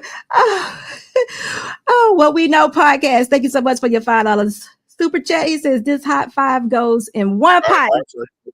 Look, ain't nowhere else to put it but in one pot. Dre, thank you so much for your $10 super chat. He says, when having a conversation with a well-versed individual, you better have facts over feelings or you'll be embarrassed unless you yell. Yanie wasn't ready for the conversation, in my humble opinion. Okay. All right, Dre, listen, I think she did the best she could. I don't know if she follows Lapeef. I kind of got the feeling she didn't. And I think what she was basing her decisions on were a few videos that were funneled to her. And that was basically it. I don't think maybe she had the total picture. So you're probably right about that. But I still think she did a pretty good job. But she probably didn't realize that she also was on display, in my opinion. She was definitely on display because she was at that point in time becoming a leader of women. And then being a leader of women, we want to leave a good message. And she did not do so well when she said to Anton, why do I have to raise my voice at you? That was outstanding. That didn't, that wasn't good. Because you actually gave other women the thought that they possibly could do that to their men or other men. And that's not what we want to do. We want to be as cooperative as possible because we really don't win. I know y'all might say, yeah, some women that be beating men butts. Okay, baby. So, but we really don't win fighting. Women don't win fighting men. We really don't. All right, Dre. Dre says a woman's power is in her femininity, period. What is it? Sila. Listen, Dre, feminine power, silence. It's a woman that is silent is so powerful. Dearly beloved. So powerful. It is. But we gotta teach that though, Dre. Because right now we are teaching that it's more powerful for a woman to be loud and to overtalk a man and to be aggressive towards a man and tell him what she's gonna do. It's more important that we do that. That's what we're putting out there, right? So we got to work on it. Lost in Translation, thank you so much for your $5 super chat. SB, the problem is that we aren't discussing behavior. We're not. What you think I'm doing right now, Lost in Translation? I'm just kidding. I know what you're saying. You can't lump everyone in one basket. If your behavior is called into question, correct it. Yes, but guess what? I bet you the type of man that don't mind shame. And what I'm telling you right now, our women are not going for shame, which is okay. We still got to get the message out there. So if you got to do it behind the scenes, then do it behind the scenes. But I'm going to tell you how I do it sometimes. Y'all know I be going over on Krew season on Wednesday night, right? And I'm just telling my point of view of how I think marriage should be, how women should function in marriage, and how love should be, how men should, how we should love our men, and how we want men to be in authority and all that. Y'all know what I do. And the women give me so much pushback every week. They talk over me. They just got so much to say because I'm speaking something different. I'm not saying that they're totally disrespecting because I never heard them call my name. I mean, they never called me out my name or anything like that, but they're very derogatory and their disposition is a little off. But SB don't care about that. But the way that I correct that is Mr. Boss just clip it. He'll clip me saying something and he'll clip them giving their response. We just clip it. And then we'll put it on, it could be a short, it could be on TikTok, it could be on YouTube, it could be anywhere. And we'll let y'all decide. And if they don't get good feedback, that will be your shame for today because you had no business acting that way. It wasn't nothing I did. I don't alter the videos. I just clip exactly what they say. And I let the world tell them where they went wrong or where I went wrong or what have you. And that does the job. Because if you're going to be out here talking recklessly and crazy for no reason, just let the world see it. I don't have to add words. I'm not going to add words. We're just going to let the world decide, was this good? Was this bad? And we're going to keep it going. So Motivating Vision says, so ladies, let men disrespect you that you don't respect, nor do you know in person. Be on YouTube as a content creator. Your brand, it went away. Back, do you still see it? Yes, Okay. yes. your Yes, sir. brand, but go get your husband. Listen, motivating visions. You seem like you're an adult woman. Let me just say this first and foremost. You can do whatever you want to do, but I'm trying to save your life. Ladies need to respect men, point blank. And in doing so, you are respecting yourself. Hear what I am saying to you. By respecting a man, and I don't care what that man is doing. If he's disrespecting you, you having respect for yourself is you leaving the environment. You clocked out. You went and did whatever you had to do. You left the environment. You no longer subjected yourself to whatever the man was doing. This is you having respect for yourself, in turn, respecting him. Now, if you want to go rah-rah, you go ahead and rah-rah. But you need to hear what I'm saying. You rah-rahing and you're not going to win. Now, if you have a husband and you're on YouTube and you had a man that was rah-rahing to you and he disrespected you and you left the building, go get your husband. Tell him that this man right here just disrespected me and I think you need to talk to him. And guess what your husband gonna do? Call him up and say, dude, why did you just disrespect my wife? I just rolled it back. I saw this. What is this about? And guess what? You're not gonna have that problem again. I'm gonna tell you why you're not. It's gonna be two reasons. Your husband's not gonna let you go back over there. But if you do, that man is going to respect you because he's going to know that there's a man that's covering you. It's going to look totally different. But again, you can handle it any way you want to. But you need to know something. I've been here a lot longer, and it's probably a reason why. So I'm just giving you the information. Y'all can go back and retort it and do all this all day long. It's not going to matter. You respect yourself by getting out of the environment if somebody is disrespecting you. It is not a battle for a woman to fight. If you're covered, you go get the man that is covering you and you let him deal with it. If you sit up there and started the fight, you better tell that man you started the fight too. But better yet, you ain't going to tell him that. You just need to get out the environment. We need to be smart. Y'all are not being smart right now. SB, I'm a black man and I love all my brothers and sisters, including Anton, but you are not holding Anton accountable at all. So let me say this again, because you probably missed it. I am a woman. My job is to hold women accountable. I am telling women what they need to do to have a better situation for themselves. And you probably did not hear me say that Anton has been wrong before, but it's up to the man. All these men that are in these spaces that have found something that he said to be offensive, wrong, and out of order to reach out to him and say to him, you're wrong, Anton. Because the video that we played, and that was what was in Yanie's video the other day, Anton wasn't wrong. This started with Miss Yanie treating Anton like a child, and his response to her was excellent. But I agree, by you being a black man, if you're finding something that Anton is not doing that's correct, you better go. You need to go talk to him. You need to go to, because I got enough sense to dismiss myself. See, if Anton, somebody mentioned here not too long ago that Anton talked about his private parts. If that's not something that you want to hear, y'all need to be on there telling him, Anton, come on, don't do that. Don't do that, dude. That didn't come over good, or whatever you got to do. But why would you want me as a woman to hold a man responsible or accountable for what he does when I'm telling my women, the women that came after me? I'm calling y'all mine. You know, I didn't birth you, but I'm saying the women that I'm responsible for, because I am an elder. I'm telling women how to respond to the mess everywhere, Anton included, whoever. This is how we need to respond. I can't do no better than that. It's not my job to go further. I can't. And I hope you understand what I'm saying. I do. Dre says, thank you, Dre, for your $2 super chat. Some people don't play and they'll show you trust. Some people don't play. That's true. But who was that? I hope that you understood that, DJ. SB, what with that said, I guess I don't see it anymore. Okay, here we go. With that said, I hope O'Shea, hold on, y'all. I hope O'Shea makes a video about Anton defending that pasty woman. See, there you go again. Okay, so here we go. This is what we don't do.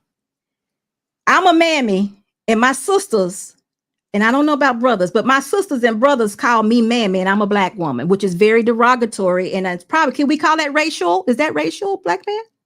Very derogatory and racial. Okay, DJ, I'm holding you responsible for what you just said. This came from you. But then you turn around and you said this woman is pasty. Is this because if we talk about Pearly and it's because she white? Why you can't just address her as a white woman? Why she got to be pasty? What? See, we trying to get some answers and we're trying to get some solution to our problems, but we just continue to dig the ditch. You, DJ, you said you are a black man. I am saying to you, you are an authority. I want you to lead something. I want you to be the head of something. Is this the message we gonna put out? And this ain't got nothing to do with Pearly. I'm talking to you. I could care. You know what my analogy of Pearly is? My analogy of Pearly is, what was your expectation? What did you think? What did you think? Pearly is a white woman living a white woman's experience. She's probably never been around black women in her entire life. But y'all think she's supposed to respect the fact that slavery happened? What? Why? Why would she do that? How can she do that? She probably thought that she was by saying, now I know it was serious. That was her rendition of taking it serious. But y'all got really, really mad at her because you had a high expectation of what?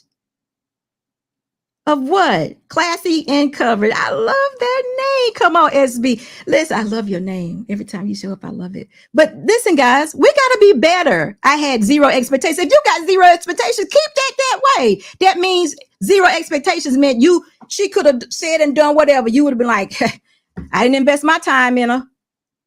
And see, when you do and say stuff like that, you ain't got to talk about it because you did it. You did exactly what your expectations was. You didn't invest time in her. You didn't waste your time. You didn't invest no time. You didn't count on her. She didn't break your heart. None of that happened because you had zero expectations. And that's okay. But guess what I got? I got expectations of you, DJ. Don't know who you are.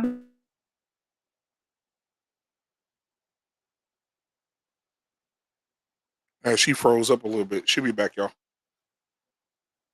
She'll be back. If y'all can still hear me and I'm not frozen, put a 1 in the chat. If y'all can still hear me, put a 1 in the chat. We're kind of trying to get her back. All right, thank you, Trey. What's up, my big brother Trey? How y'all doing, man? All right, good. So listen, man, to address some of the people in the chat, man, listen, I understand what you guys are saying. Sometimes it has gotten bad where Anton has said some things that just blow your mind, right? You be like, damn, why he said that, right? I would disagree with a lot of things that he said as well. However, this is between him and her. And if you ask my opinion about it, I'm going to tell you my opinion.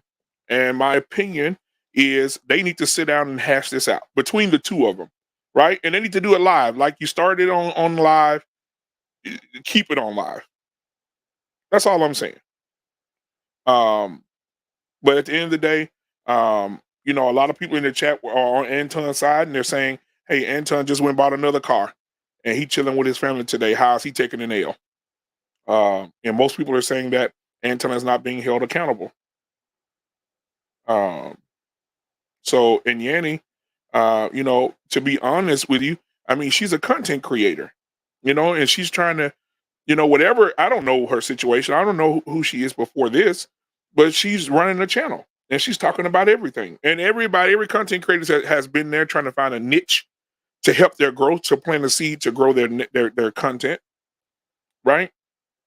Everybody know that if you start a fire and the fire blazes and two people argue or a beef gets started between two individuals, that brings more people to your channel. Come on now, we've been doing this too long. So, but how do you guys like the show so far? Sugar Bomb, what's going on? Motivating Vision, what's going on? I didn't agree with that Motivating Vision. I'm just telling you what's going on in the chat. I know you probably saw who said that. I don't remember who said it. Sorry about that, black man. Oh, no, you good. I kept them going. But shout out to everybody in the chat, man. If you haven't hit the like button, please hit that like button. If you haven't hit the subscribe button, please subscribe to SB Nation, please. And if you want to buy some of that nice sweaters and hats and mugs or whatever you want, please go to the store as well and purchase something over there as well. Thank you so much, black man. So listen, guys, forgive me. I don't know what happened. We had some actual problems with our internet, but we're back, and Right. we were right in the middle of a super chat, I think it was, or I was talking to Mr. DJ. Mr. DJ, again, if you're still here, y'all forgive me for that. Don't know what happened, but I do want to tell you guys, I have had high expectations for our men, our Black men. I want you all to all be head of households, leaders, or whatever you want, the best versions of yourself, and that's my expectation for you all. But understand this: the women, we need to be in order and in line to follow that. We do. We need to know who we are as women also. We have been served a big old bill of goods that says that we're equal to you all. We can do everything that you all do and all of that. But guess what? I don't want y'all to have those expectations for me. Don't do it, because I don't want to do what you all do. I don't want Mr. Boss ever come in here and be like, babe, where your check? Or whatever, something crazy like that. Or babe, you gonna go get the oil change. Don't bring me no foolishness like that. I want my husband to carry that heavy load and, you know, handle all that, but I definitely want to be that person to help him out. So guess what? With that being said, Mr. Boss, did we lose our videos for the next part of the... So listen, he's gonna get our videos back. But anyway, I just wanted to let y'all know that everything in all this messy stuff, we're trying to find a message in the mess. And DJ, I hope you understand that as a woman, it's my job to only speak to the women about how we can become better. It is definitely your position and other men like yourself to call that bad behavior out if that's what's going on. You know, I don't know. But if it's something that if y'all have a sincere problem, Anton is pretty decent with me. If I had an issue, I'm pretty sure I could he would listen to me on the backhand and say, look, what you got, SB, what have you. And I think that he would probably do that for most. But if he's not what you want him to be, then y'all probably, you know, need to make a decision and follow somebody else, because Anton is a man and he gonna do what he wants to do. And that's what we need to understand. We can't change people. But if we have an issue, you can definitely, you know, express it. I expect it. If you all don't agree with what I'm saying, y'all expressing it in the comment section here. And I hope I'm answering the questions correctly, because it is what it is.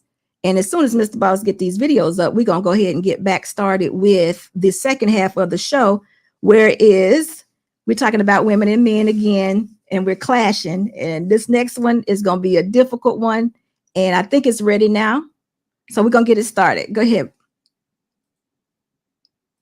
50,000. Right. We gonna have to figure out how we gonna live off this 50,000.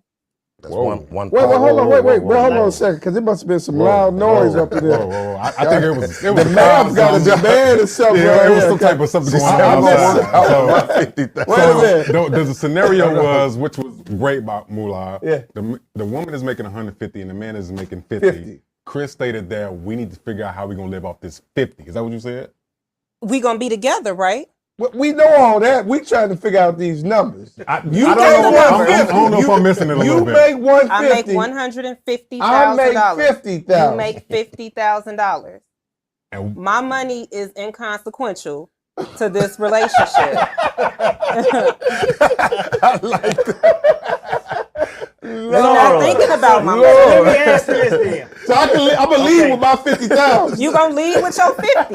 So let me ask you this. We're not gonna be destitute or anything, but that 50 gonna have to do some things. So does that include marriage?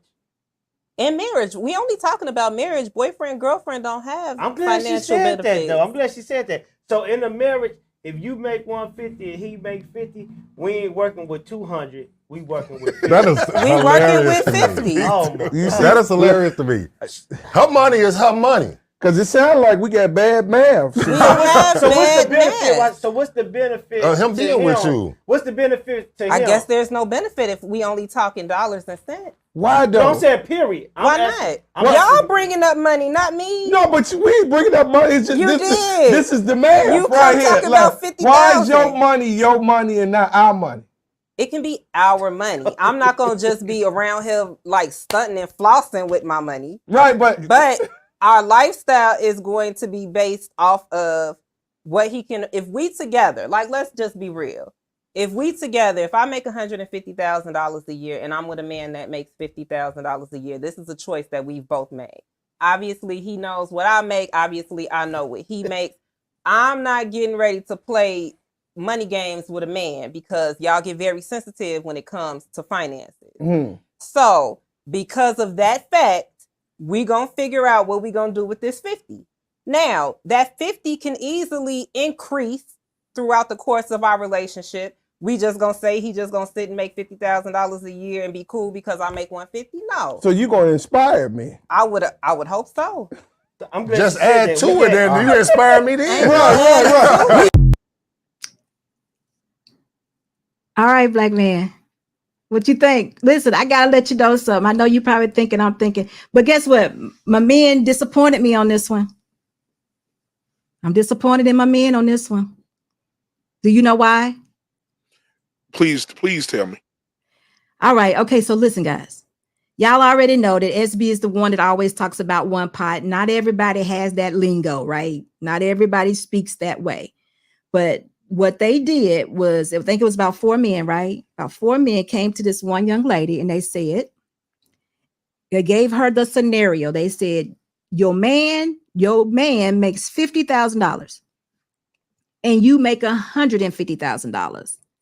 And she said, okay.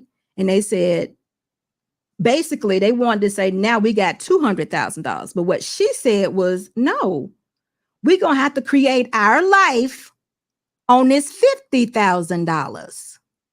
So now this what this is saying to me. Now, y'all get mad at me if you want to. What this saying to me is this woman right here wants to be married, because she goes on to say, aren't we talking about marriage for it, right? She says, he says yes. But she is willing to live within her husband's means and allow him to be a leader. This is what she said, because she goes on to say, right, he know I made 150 coming in, right? Yeah, I knew he made 50 coming in, right? And they said, yeah. And he said, she said, y'all making it about the money, not me. But I'm gonna give him, it can be our money, but we're gonna have to live within his means. That's what she said. But you know what these men said? What? Why can't it be 200,000? So guess what they just did? They gave up their power behind money. Because guess what? If they base their life on that 200,000 and they spending up this woman's money, man saying, hey, you got to have this amount of money. You got to have it because we live in this type of life. Then guess what? She going to be telling them exactly what to do. You got to do this. You better do this. You better do that. And then heaven forbid she lose a job. What now? That's not a good woman then. No, it wouldn't be a good woman. Because if I'm making 50 and she's making 150, see, the thing what we get caught up at is that, like you said, focusing on the money part of it, but what we get caught up at is that why are we even looking at it? Like if I'm working and making 50, she's making 150, why are we counting the money? It's there to benefit both of us. I shouldn't lose my power just because she makes more than me. I shouldn't lose my power. Hell, if I make 13,000 and she make 150, I'm still a damn man. But you lose it, black man. Don't get it confused. You lose it if you are counting on that woman. If you're requiring her to do something, you are losing your power. It's just how it goes. If she doesn't do this, then where are you at? Now you can't guarantee her that type of living anymore.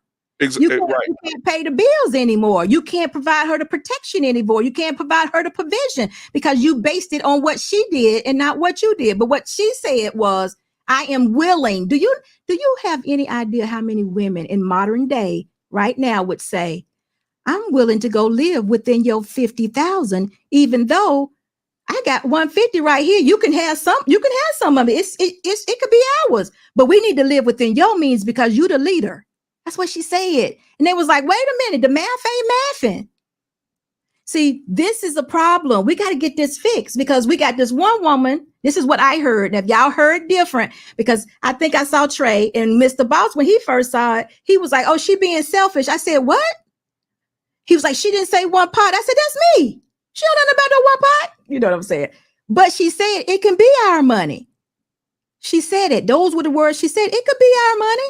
It's not like she was taking anything away. But words matter. I don't want to hear it could be our money. It is our money. Because if the roles were reversed, let me say it like this. Again, this is just me. Lord help me get this out right. Yeah, get it out. Let's get it right. What I'm trying to say is that if I'm with you, it doesn't Mhm. matter what climate we're in, no matter how much I make, it doesn't matter. You know, if you want to live within my means, I'm not going to sit here and have a conversation with you about, well, we're going to live within your means, but you have no motivation of where your money's going. So, okay, so as a leader, if I'm making 50, okay, we're going to live within my means. I'm still a leader. So what we're going to do is with that 150,000 you're making that you're not including, okay, we're going to live within my means. That 150, we're going to delegate it this way because I'm a leader. We're going to delegate it this way. We're going to have a college fund for our children. We're going to make sure that we're not living above our means as far as our home. We're going to find something that fits us. We're going to have a savings here for emergency fund here. We're going to have a fund here for family travel. As a husband, I'm going to delegate that money because I am her husband. I'm the leader of that house. And security boss, these women are not like you, and I'm not going to say they are. It's just few and far between. However, I like the things like you said that I like when you said I made money in the six figures when my husband was not, and I would bring that money home, and my husband would delegate. I would put that money in one pot, and my husband would still be over that money. And I'm just like, and so a lot of women want, all this, I don't know, they want all. No, but black man, we're gonna play it again, and this is the part we're missing. This young lady is just answering questions. She's not offering extra. She's just answering questions. But this is the part that I want you to pick up on from the difference from what she's saying and what we're hearing now. From what I'm hearing now, it's very unlikely for a woman that is making triple the man to even date that man. Right or wrong? Am I right or wrong? Help me. If it's about the money, yeah, it's gonna be hard. But if a woman's looking for the men are the ones who made it about the money. Black man, they did it. Let's play it again. Listen, who was that? Somebody said SB, I thought it was one pot. It is one pot. But guess what? Not everybody knows about the one pot. Y'all got to keep saying it. But it is one pot. That's how you do it. I wonder if somebody would have said it to this young lady, would she have been willing to do it? But we need to hear. This young lady is asking. 150,000, I make 50,000. Right. We're going to have to figure out how we're going to live off this 50,000. That's one. Wait, hold on a second, because it must have been some loud noise up in there. I think it was the math got a demand or something. Yeah, it was some type of something going on outside. The scenario was, which was great about Moolah. Yeah. The woman is making 150 and the man is making 50. Chris stated that we need to figure out how we're going to live off this 50. Is that what you said? We going to be together, right? We know all that. We trying to figure out these numbers. I don't know if I'm missing it a little bit. You make 150. I make $150,000. I make 50,000. You make $50,000. My money is inconsequential to this relationship. I like that. We're not thinking about my money. Let me ask you this then. So I'm gonna leave with my 50,000. You gonna leave with your 50. So let me ask you this. We're not gonna be destitute or anything, but that 50 gonna have to do some things. So does that include marriage? In marriage, we only talking about marriage. Boyfriend, girlfriend don't have financial benefits. I'm glad she said that. So in a marriage, if you make 150 and he make 50, we ain't working with 200. We working with 50. That is we working with 50. That is hilarious to me. Her money is her money. Because it sounds like we got bad math. We have so bad math. So what's the benefit him being with you? What's the benefit to him? I guess there's no benefit if we only talking dollars and cents. Why though? Don't say period. Why not? Y'all bringing up money, not me. No, but we ain't bringing up money. It's just this is the math you right here. Talking about 50,000. Why is your money and not our money? It can be our money. I'm not gonna just be around here like stunting and flossing with my money. Right, but our lifestyle is going to be based off of what he can. If we together, like, let's just be real. If we together, if I make $150,000 a year and I'm with a man that makes $50,000 a year, this is a choice that we've both made. Obviously, he knows what I make. Obviously, I know what he makes. I'm not getting ready to play money games with a man because y'all get very sensitive when it comes to finances. So because of that fact, we gonna figure out what we gonna do with this 50. Now, that 50 can easily increase throughout the course of our relationship, we just gonna say he just gonna sit and make $50,000 a year and be cool because I make 150? No. So you gonna inspire me? I would hope so. I'm glad Just you said add that. to it, then you inspire me then. Right.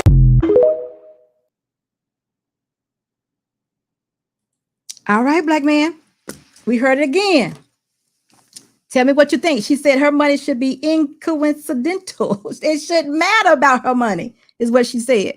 She said their lifestyle should be based on his $50,000. So basically, I would if there. This is what I mean when men are not asking the right questions.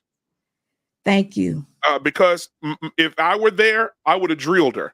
I would have said, okay, well, if we're going to live within his 50,000, then what is your plan for the 150? Because your ass lives here. You are my wife. And if I'm a leader, if she's married, because she probably not. But if she's married to a beta, because ain't no real leader going to sit there and listen to that. Ain't no real man going to sit and listen to a woman talk about we're going to live within the 50. Okay, if we're going to live within the 50, that'll be a conversation we had. But you would never go in public and say we're going to live on my money, but your money, but you have no conversation about where your 150 is going. We're in this thing together. So when if everything's in one pot and we have one bank account and you're getting paid bi-weekly, I'm getting paid bi-weekly, then that shit's going in together. I'm not even going to go look at it because I understand that we're both building together. All this separation, you live off the 50 down. When I grew up security boss, I grew up with a grandmother who taught me. This is why I can't agree with this woman. I grew up with a grandmother who taught me, hey, grandson, I had to go and press women's hair for 50 cents a head and sell eggs out the chicken coop for us to stay afloat until your grandfather found work.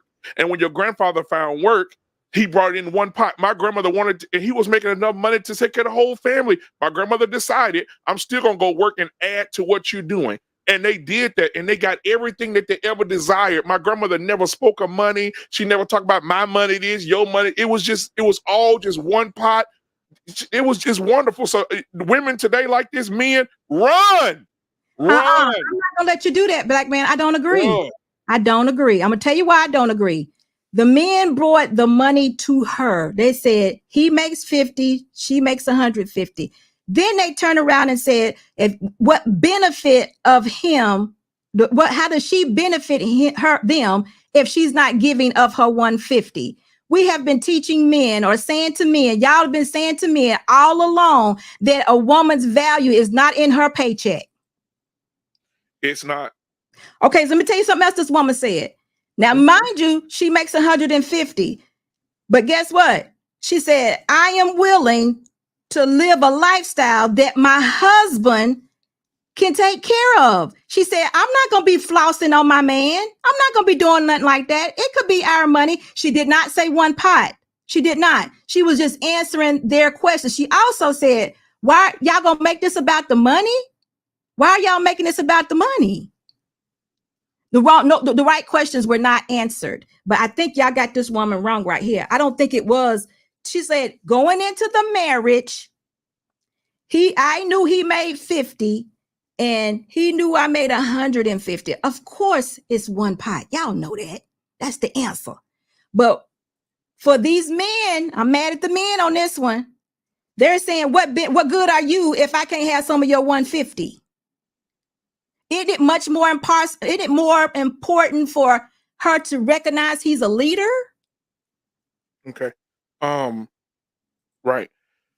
Isn't it this Clement said 200 and she said no. Yes, she said no because she is willing. See, this is the part. This is why I'm not listening. This is an open-ended situation. We don't know the end. I'm thinking that she's not saying one pot because she don't know nothing about one pot. But I don't think that she's against it because she is willing to live within his lifestyle. What we're missing is this. Modern women, they're not going to give up their lifestyle to live with a man that's making $50,000. They're not doing it. They'll be more than happy to put their 150 with that man's 50 to have 200,000 to get that $500,000 house. But security boss. I'm just telling you how it go, black man. Y'all got to be honest. right. And you just said modern women. Thank you. Yeah, Because modern women don't want leaders. They want partners. So So what that girl right there say? What she say? but if we're partners in this business, I don't give a goddamn how much money you make. That money belongs to me and you both to make this business work. If you want to be partners, because in partners, if you go look up partners, it's a person that's equal to you or a person that you do business with. And if we're in the business of marriage, like, because that's what they're calling it today, business, right? And I'm gonna pause right there and go back to what you said earlier about her value is not in money. It's not. My value is not in what I make either. Because if a person break in my house tonight with a shotgun, it don't matter if I make $10,000 a year or $53,000 a year. You gonna want me to stand in front of that damn bullet. Absolutely.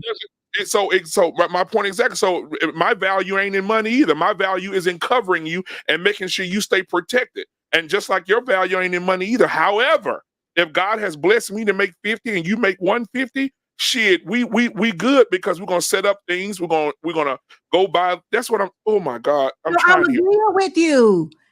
I'm agreeing with you. I just think we got this woman wrong. She did not say those words because they didn't ask those questions. But what she did say is, we talk about marriage, aren't we? Because it's only within marriage that we have these benefits. First thing she said. Second thing she said was, he's my leader. He's going to lead me with the 50. Second thing she said. That's what she said. Third thing I heard her said is, my money shouldn't be of any significance because he's my leader.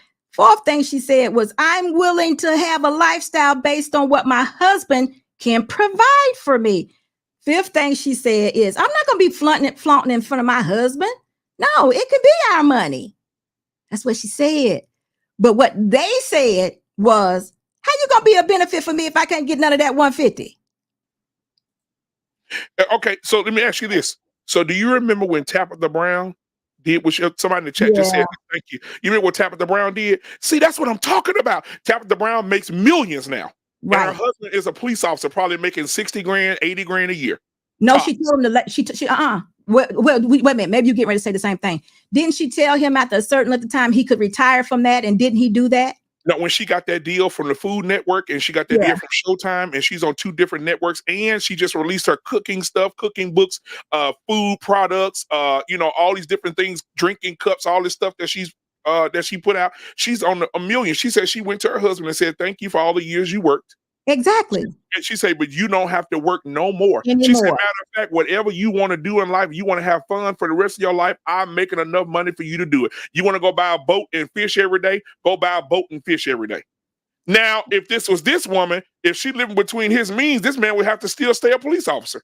No, because she addressed that too. She said, y'all are talking as though he's only going to be at $50,000 for the rest of his life. That's what she said. Is this woman married? I don't know nothing about this woman, Black man. I don't know her. No, we need to hear it again, because I'm gonna tell you something else she said. Okay, we're gonna go. Mr. Boss saying no. Listen. Exactly, Mr. Boss.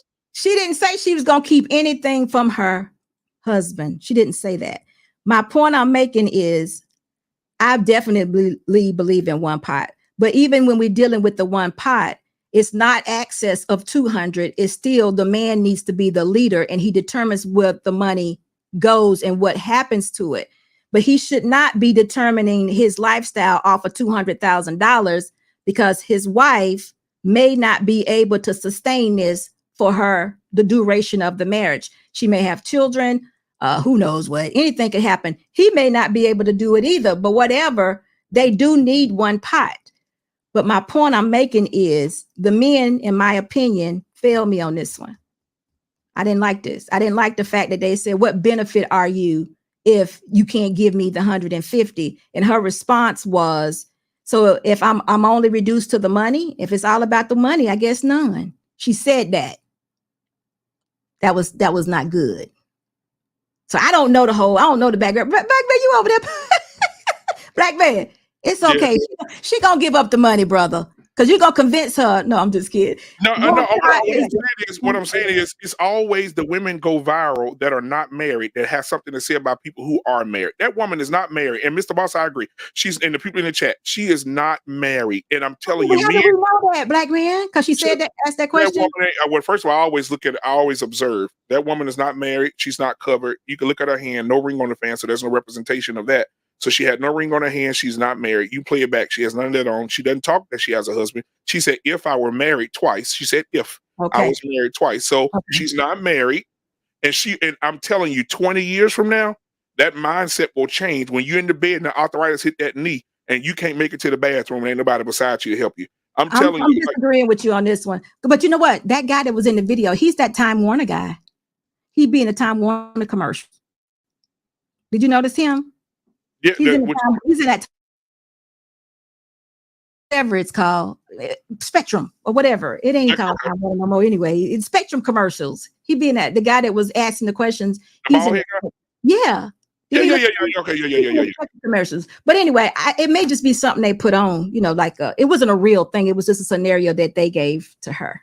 And Security Boss, the chances of that's what I'm saying. Like, we have to get deeper, because what that would do, that went viral, and people are not even that went viral, but people are not even thinking about this. I'm looking at it right now. The average salary of a man in the United States is $38,461. The average salary of a woman is $25,300. No, it's much higher than that now, black man. That's what it says. I'm looking at it right here. It says because I looked at it, it's more than that. Right? More than that now. So men are not even capping out. Well, according to this right now, and then maybe it's a little bit up, right? Men are about 50,000, but still, it ain't a lot of money. I got you. Right. It's not a lot of money, and women are still making less than men. And if she's making more, she got lucky, right? Or she got a job that she went to school for, and did that. But other than that, men are still making more. The majority of men are probably still making more than women at this point. I agree with you, but she did not say one pot. We definitely need to put our money in one pot. But I am not. The men, for me, lost on this argument because they did not ask the correct questions, and for the fact their leadership or them being the heads didn't matter when it came to money, and that made me upset. I'm like, wait a minute, y'all. Yeah, but you know what, Security Boss? We acting brand new as a people right now. What you mean? Because I got to read these. I got to read these super chats because I'm gonna say this, and I swear I'm gonna land my plane. 2021.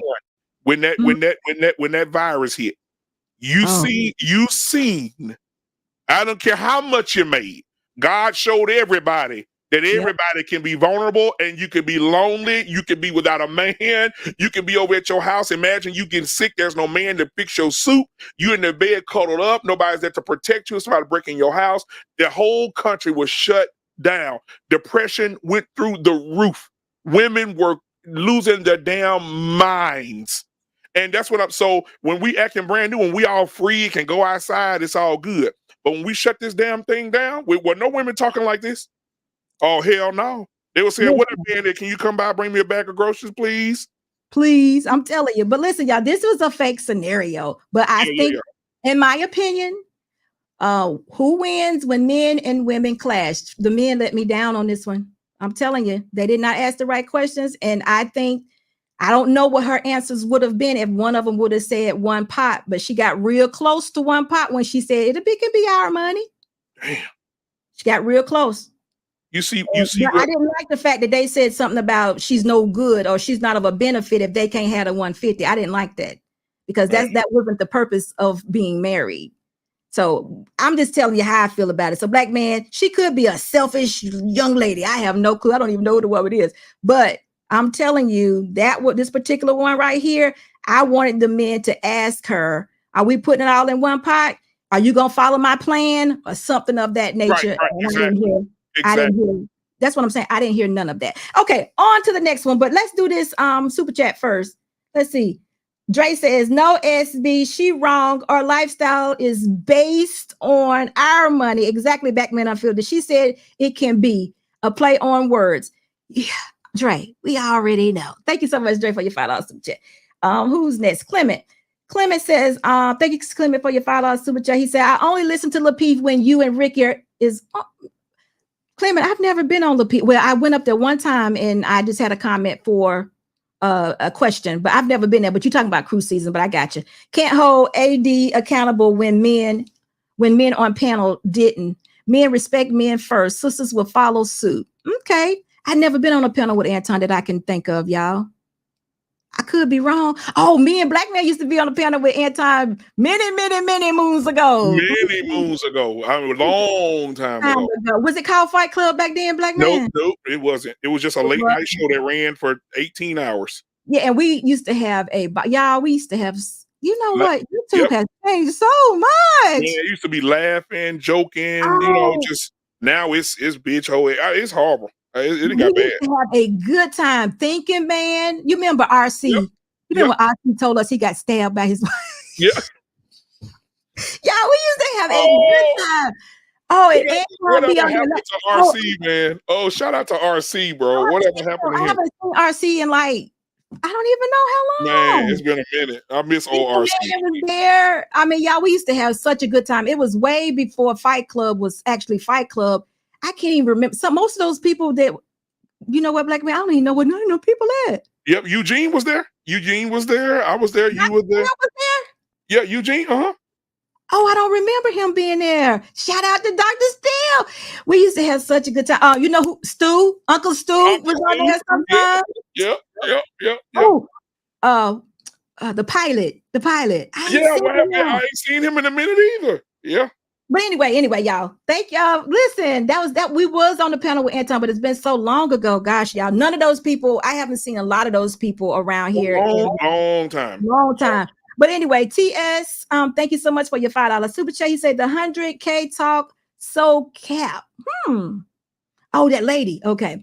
Women and Black women especially are not making that amount. Should I get data? But listen, you're probably right. Well, let me say something. It may not be a lot of women making that type of money, but I got to tell you something that's really true. I've been a real estate agent since 2001, actually, y'all. And I have made over $150,000 for years when I do real estate. So it's very easy to do that in certain types of businesses. So, and nurses and traveling nurses and stuff like that. It could be something that happens, but you're right. It's probably not the majority of women. So I agree with you, but it could definitely happen. But this was totally a fake scenario. And I'm so glad that y'all participated in it. So now y'all know what to look out for and how to ask the appropriate questions. Yep. Because if this woman is not interested in getting in one pot, considering she makes triple the amount of an individual, then that probably would need to be your wife. Can we agree on that, Black Man? Absolutely. Thank you so much. Let's go ahead to this last video and we're going to be good for today. Go ahead, Black Man. Go ahead, Mr. Boss. So many men, where are they at in prison? Where the other have? They're Not as many as you bisexual or think, they're ma'am. gay. Hold on. Hold on, Black Jesus. Hold on. Miss Shy, let me ask you a question.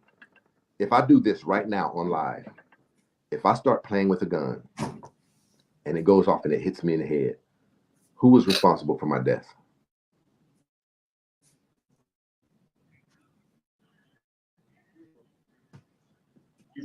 It's the parent that didn't put a gun. Like I got said several me, guns ma'am. around here. I said me.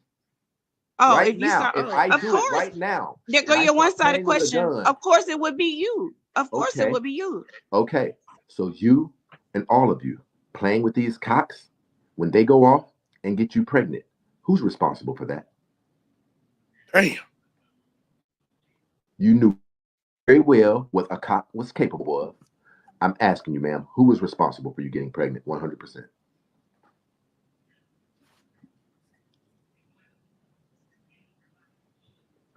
Wow. So you're not giving him no responsibility. You're not giving men no responsibility. Listen, ma'am. See, I want to see. I want to see you one day hold men accountable for their. Ma'am, how can you just admit that if I play with a gun and kill myself, shoot myself, it's my fault? But if you play with a penis and detriment your life, it's not your fault. How is that?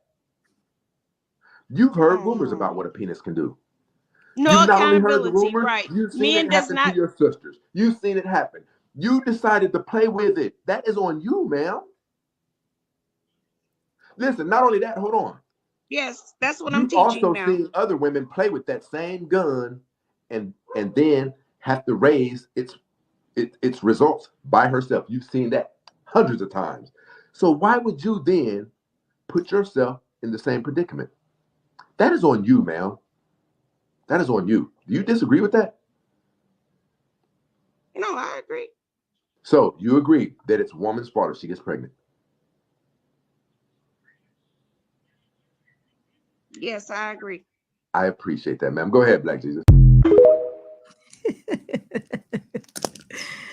Oh, did y'all hear that? She Wow. was silent. She didn't know what to do. She was just so silent. So listen to this.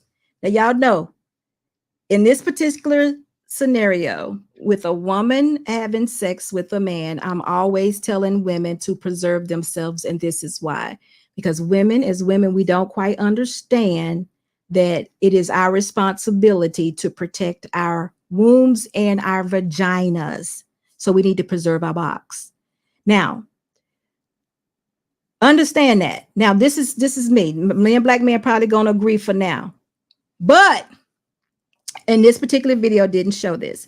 If for any reason the young man or man that has impregnated the woman, if for any reason he has problems like child support issues, whatever we can think of on the other end, he, in my opinion, is now responsible for his outcome as well. But I make him responsible for this woman getting pregnant because she, like he said, she done even heard rumors about the penis. So she absolutely knows what the penis is for, and she did not protect herself. So ladies, preserve yourself. Preserve yourself. It is our responsibility to not get pregnant and have babies that are not in wedlock. I say first, wait for the promise to marry. Now I'm saying wait till you walk down the aisle. This is what I'm saying, because y'all know, and y'all done had rumors about it. Y'all know what it do. There's no excuse. Black Man, go ahead. Well. The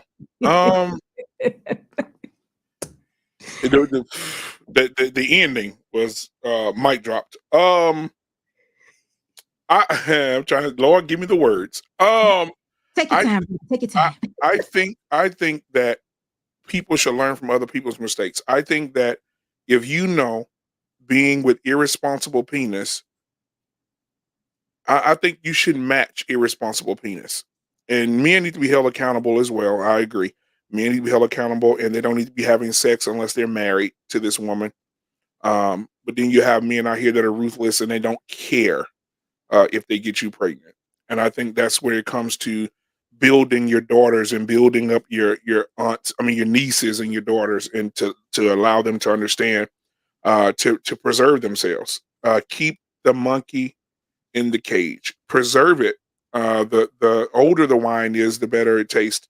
And I think that women out here now, they'll give the wine away, and it becomes the barefoot Bigfoot wine at Walmart, instead of wine that has a particular taste and an acquired taste. So I agree to a certain. Under the bus. Did you just throw barefoot wine up underneath the bus? Did you? I did, because barefoot wine is $7.99, but particularly if you go to a restaurant, a 5-star restaurant, a bottle of wine will cost you $200, $300, $400, $500. And which one would you rather have? Like, people go to the restaurants and be like, "Can I have the 1965, Moscato, please?" Right? That's worth $500 because it's been preserved. But I agree with you. I agree with you because we done heard it enough. But this is what's going on. I'm like sugar bum now, but it's good. And I'm emotional and I like you. You smell good.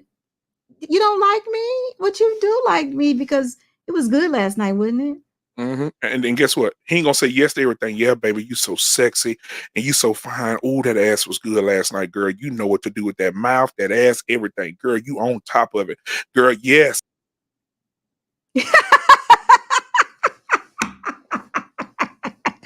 Black man, Mr. Boss get you every time.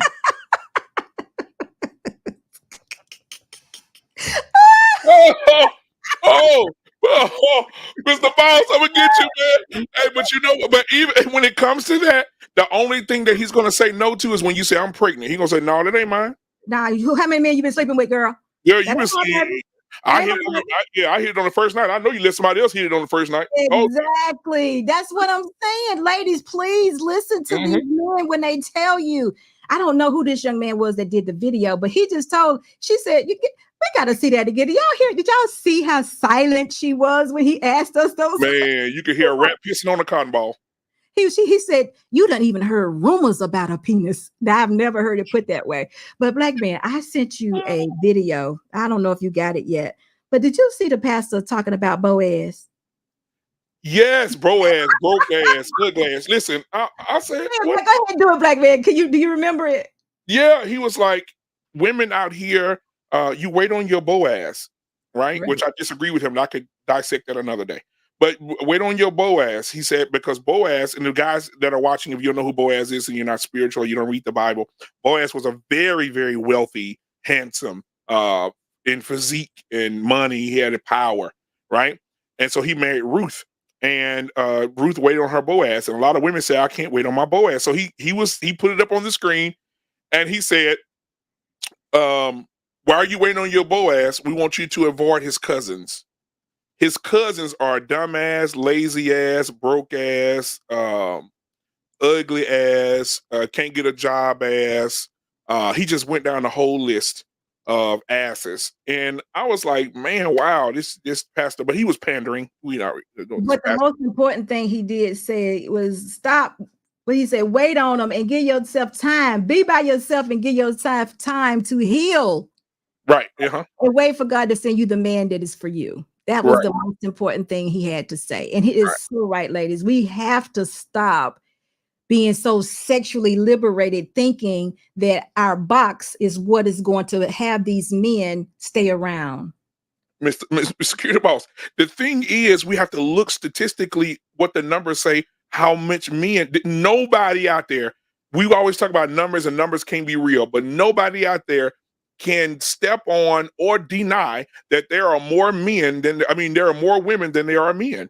And my thing is this, once you get out there and you think your box has value because you're giving it away at discount prices, the other girl down the street has one person she slept with, you slept with 8.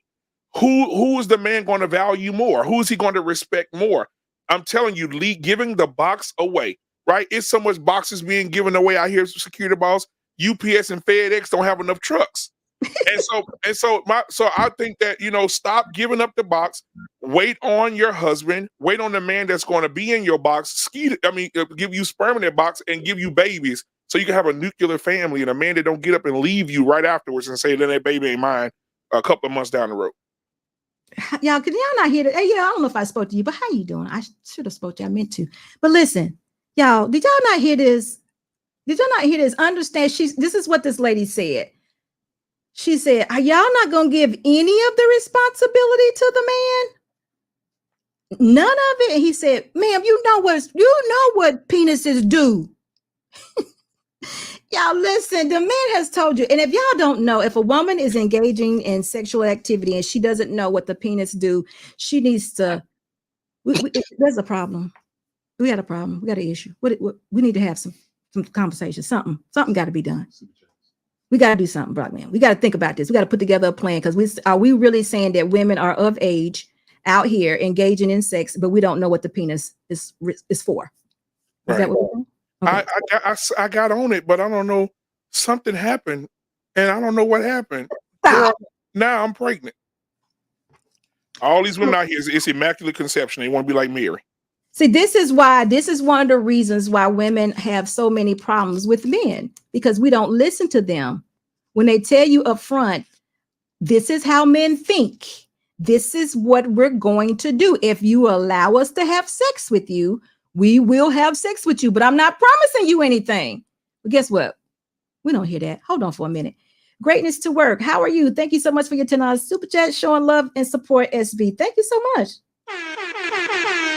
Polar J909. let me see. What percentage does she want to give for the family and abundant lifestyle? Hey, you know what? We don't know. We don't have enough information. My chick, no more than 33%, or I have my bills, house, and she has all her own bills.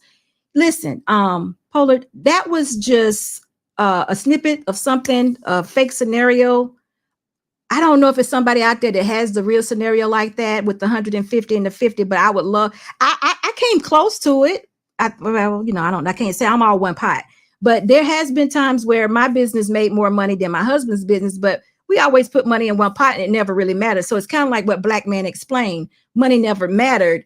I just wanted somebody to ask her more questions, and I didn't like the response about she's no good if she's not bringing money, because that is exactly what women are thinking, that the more money they make, the more valuable they are. And we just got off the subject, so let's go back. AL, thank you so much for your $5 super chat. He says the biggest problem I see with these relationships, too much tit for tat and acting out of convenience reasons. 168. Why am I turned off to marriage? I don't know. You just saying you ain't found that right one yet. I don't know why you turned off. Tit for tat, that's immaturity. Sometimes everybody ain't got it all together. You have to find someone that is willing to listen to you, be on your plan, and I don't know, AL. AL, you always ask good questions. I always have some sort of answer for you, but sometimes I just don't have the answer. If it's not the right woman, if you're looking for perfection, you're not going to find it. If you're looking for a woman that will follow your lead and become an asset to you, it's there. But you got to just jump into it. There's no guarantees. You got to mitigate your losses. It may not be in it. It could be all gain, gain, gain, gain. I would say since I've been married, it's been all gain, gain, gain for me. And I would think Mr. Boss would say the same thing. Hey, you know what? You know what'd be great if marriages, well, some marriages are like this, but they're more seasoned marriages. But it would be great if nobody even concentrated on that. They managed everything that they brought in as a whole, and took care of their responsibilities. But I think and focus more on your family, your children. There are a lot of women out here that are making 100,000. The husband could be making 50, and the children have abandonment issues. Children are reading. Children in the 9th grade reading on a 3rd grade level. Children are out here being very promiscuous. The boys are out here being very promiscuous as well. And so I think a lot of people out here, some of the most disturbed children are preachers' children and the children of the people who make a lot of money, because they put their more time into their careers, and then their child goes from 3 years old to 6, then 10, 12, 14. And they deal with that abandonment. So I think that we should truly focus on getting what we need to survive, managing what we have, but also managing those children and making sure they have what they need, mentally, physically, and spiritually as well. We talk about the money, but what about the mentally, physically, and spiritually as well? What foundation are they on? Are we going to teach them to build their foundation on money? Or are we going to teach them to build their foundation on something that's greater than money? So that's all I have. So, okay. Let me say this. Let me do the super chat. And I want to add something to what you said, Black Man. That would be an ideal situation, but we would have to give up all the luxuries of life, basically, to do something of that nature. You have to really get back to basics in order to, in other words, you have to shut out all distractions. And I don't know if in 2023 people are willing to do that. We like our entertainment. We like our big TVs and things of that nature. So we have things that we have to work for. And of course, it's definitely a distraction from the marriage, especially if you're not on the same wavelength about what needs to happen within marriage. But right. one way you could do it is put it within a plan. Marry a woman that has the same values that you have. Have that conversation. If that woman has the same values that you have and you brought that to her, I mean, that would be like, dang, babe, you want to do what? You want to get off the internet for like 5 months? Yeah, let's just do it. Let's go on a fast for 2 weeks or whatever. And y'all in there together. I just think a good woman would do that with you. I don't think there would be resistance. Now, this is just me talking, because that's like a man saying, I want to build with you. I want to become one with you. I want to get closer with you. I want our relationship to go to a next level. I just think that's awesome. If you had, that's intimacy. And we do lack that in this world. We're not seeing into each other. We're seeing around each other because we looking at the internet, and we looking at all these other distractions. Look, I like things too. I'm not going to lie. Hey, I like nice things. Mr. Boss do too, but we often have found that we do most things together. And that's just, let's say it like this. That's how we grew up. Right. You know, that's just kind of how we grew up. So if you want something like that, you do want your relationship to begin that way and have that conversation and put that in place. I think that's awesome. That sounds like to me a real solid marriage, a real solid relationship. Okay, so Marcus, thank you so much for your $5 super chat. He said, I find it real. She can't answer the question. Marcus, wasn't that crazy? Then, well, listen, the first question she tried to throw off, she said, the parent who left the gun on the dresser. He didn't say nothing about the parent. She knew exactly what he was talking about, but she did not want to answer the question correctly. John the Baptist, how you doing? And thank you so much for your $10 super chat. Anton should speak to her husband or father, but not her. I agree with that. I don't know her status though. I don't know her status, but again, I think I've heard people say that I think Anton felt like he needed to definitely let her know that she needed to remove his wife and child from that thumbnail. And I think that was most of the gist of him going up there was for her to do that. And I think he wanted to do that to make sure it got done. So, but that would be a good idea. Definitely her husband or her father, whoever covers her, because that conversation could go real left with some people. So you're right about that. Dre, thank you so much for your $5 super chat. He says, nah, God left the man in charge, period. Eve was wrong. Let me think about what we're saying. Eve was wrong. But God held Adam responsible. It's on him. Leading without accountability. No, sir. Okay, black man. Dre, I'm so sorry. I don't forgot what we're talking about. Do you remember, black man? I'm not sure. Dre, just send us a little something. Let us know, because I'm off right now. But Marcus, while we do that, let's thank you so much for your $5 super chat. He says, I find it real funny that she had a hard time. And just to be real, so simple. Yes, it was. She didn't want to. Marcus, she didn't want to answer that question because she knew it put the responsibility on her, or on women, excuse me. And she didn't want to say that. She wanted the man to be just as responsible for her having sex with him when she could have said no. But now understand this, y'all. If there is a baby does come out of it. I am now saying to the man, you can't just walk away because you also agreed to have this child. But it is the woman's responsibility, because she could definitely say no from the beginning. So I am agreeing as long as the men know what they're getting into. So does that make sense, black man? All right. Yep. I agree. Yeah, as long as he knows what he's getting into. Dre, thank you for your $2 super chat again. He said he knows what the rubber and release it in. Listen, I think he just said what I said. I said, as long as he knows what he's getting into. Now, Dre, what we always say, me and black men both, if this is what I say, I say it this way. If he's not complaining, then I have no issue.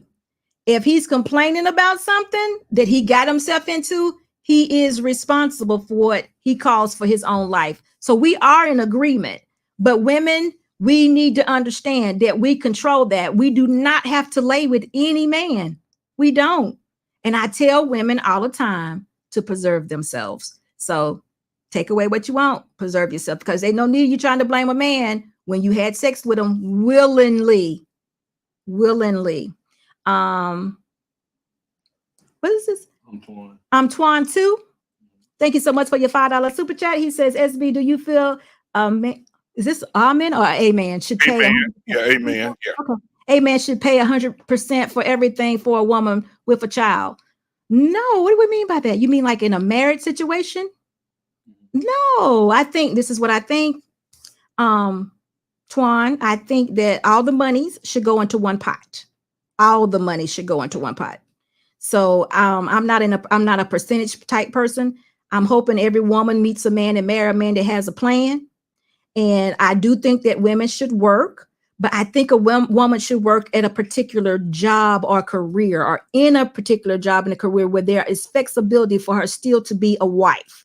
I don't believe that women should be out to, evening hours trying to chase the bag or make a deal. I do think women should be at home at certain times to make sure that their house is a home for their children and their husband.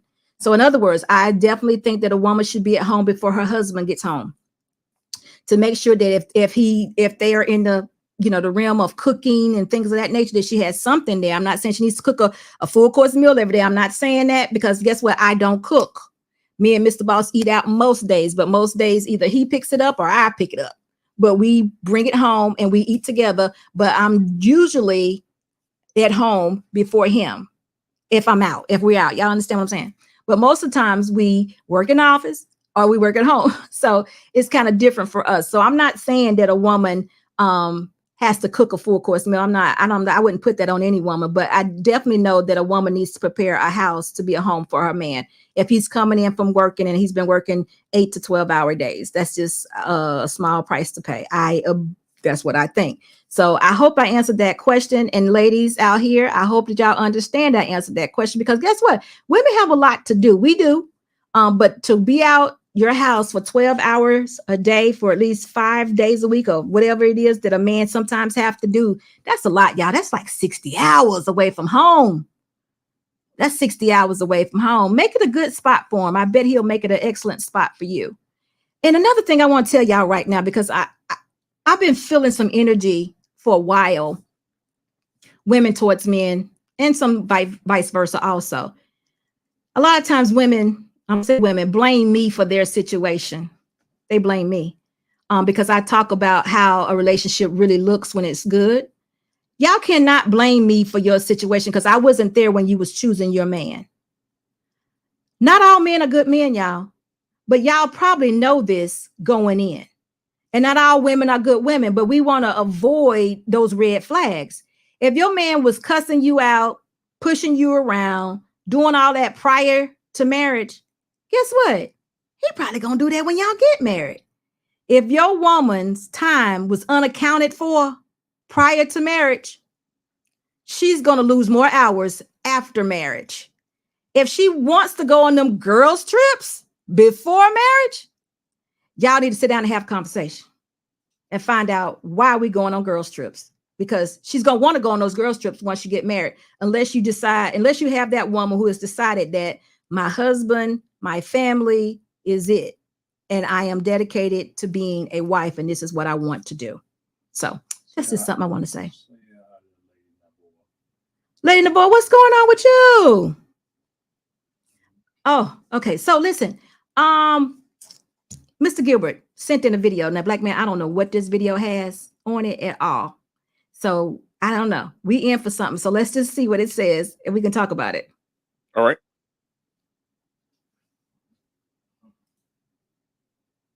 I'm so sick of my baby mama, bro.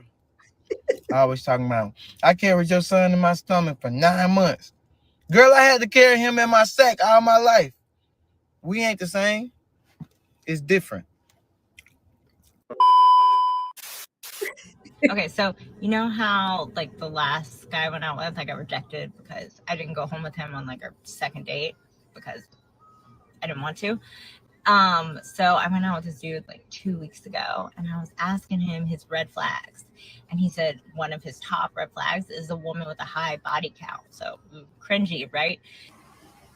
No. And I was like, all right, cool.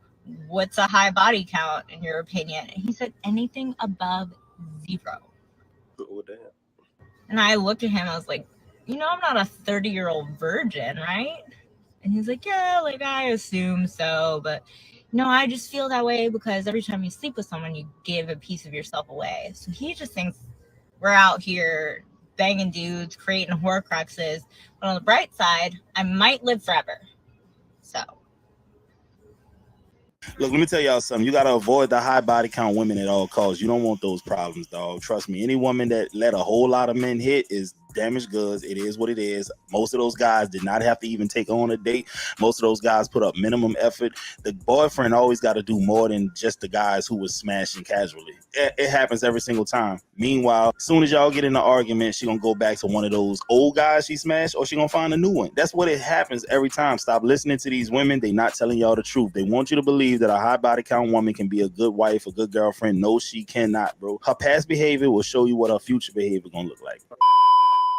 All right. The NBA player, when he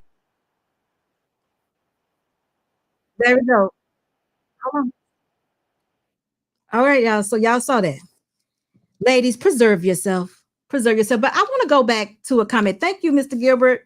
This is just another listen. Ladies, we need to listen to these men. If indeed we want to have a good man, we need to listen to what the men are saying. We got to listen. We can't continue to take on and continue to be sexually liberated and get something good out of it. It is not good for a woman. So listen, to answer the question of the topic, who wins when men and women clash? In that particular incident, the women lose. Again, we can't keep losing. It's time for us to win. So it's a comment here I wanted to read. It was from the Gemini. Did I see that? Remello, I think. Yeah, Remello right there. Right there. Remello 747, the Gemini. The aggressive men is less than it was before. That's a poor excuse.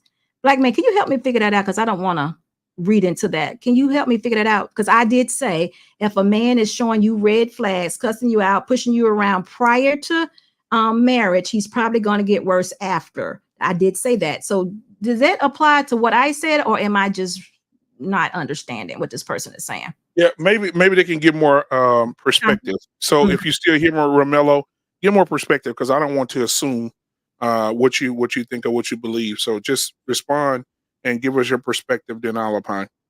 Thank you, Black man. So Marcus, thank you so much for your $2 super chat. He says facts. And I'm thinking that's pertaining to the video we just saw. We're not listening. Women are not listening to what men are saying. We thinking that being sexually liberated is a plus for us. And again, I say it is not. We have to actually learn how to be ladies and wives, if that's what you want. If you don't want to be that, I'm not even talking to you. It's all good. It's all good. Hopefully you live a good, successful life and, you know, able to maintain yourself and whatever it is you want to do throughout your life. She says she's going to live forever. So he says yes. Romello says yes. Yeah. I mean, we're just talking. Yeah. Black man, you don't know what he's talking about. Nope. No, listen, all we're saying, we can agree on this. All of it is red flags. Make sure you're paying attention to the red flags before you ask for a hand in marriage. And ladies, before you marry him, make sure you're identifying red flags. That's all I'm saying. That is all I'm saying. Thank y'all guys for so much for being here. This has been an awesome night. I hope somebody somewhere learned something about what we need to do as women and as men, as far as in these spaces and getting along. I'm not boycotting or counseling or disrespecting anybody. That's not the way to go. But we need to be able to learn from each other. And women, we have to be responsible for what we do, because we cannot make men do anything. We need to understand that, y'all. We can't make a man do anything. He says the statement, men of today time is not moving in an aggressive mindset. Oh, men are not. Oh, okay, I got you. Thank you for that. That's good to know. But anyway, thank y'all guys for coming. The comment section, you've been outstanding. This has been an outstanding show. Again, I say I hope someone picked up on something that could be valuable and that you can use in your life. Hopefully. So Black man, go ahead and tell us what you're doing. So on tomorrow at 8:30 Central Standard Time, we'll be talking about You Got Married. Let's review the job description. We'll be talking about that tomorrow. We're doing a live analysis. We'll be talking about we had a guy that did a marriage class, and we're going to be reacting to him. He has so many great points. So we'll be doing that tomorrow at 8:30 Central Standard Time.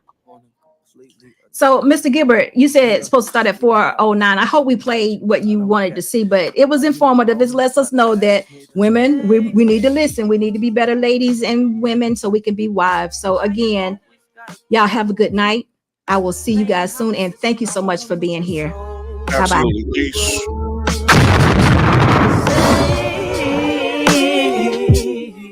Why you always gotta go.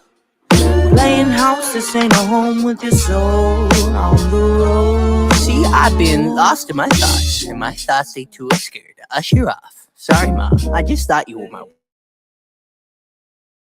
sloping in the days, cause my days ain't been the same since I drove your away. I remember the way you wrote letters in blue ink. You and me was in love. Think about what your crew think.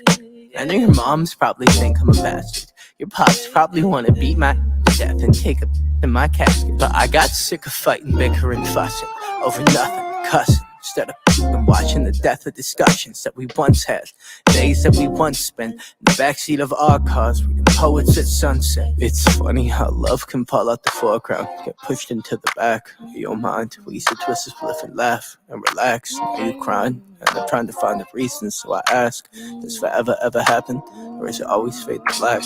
I can't stay. No, I always gotta go. Playing house, this ain't a home with my soul on the road. I can't stay. No, I always gotta go. Playing house, this ain't a home with my soul on the road.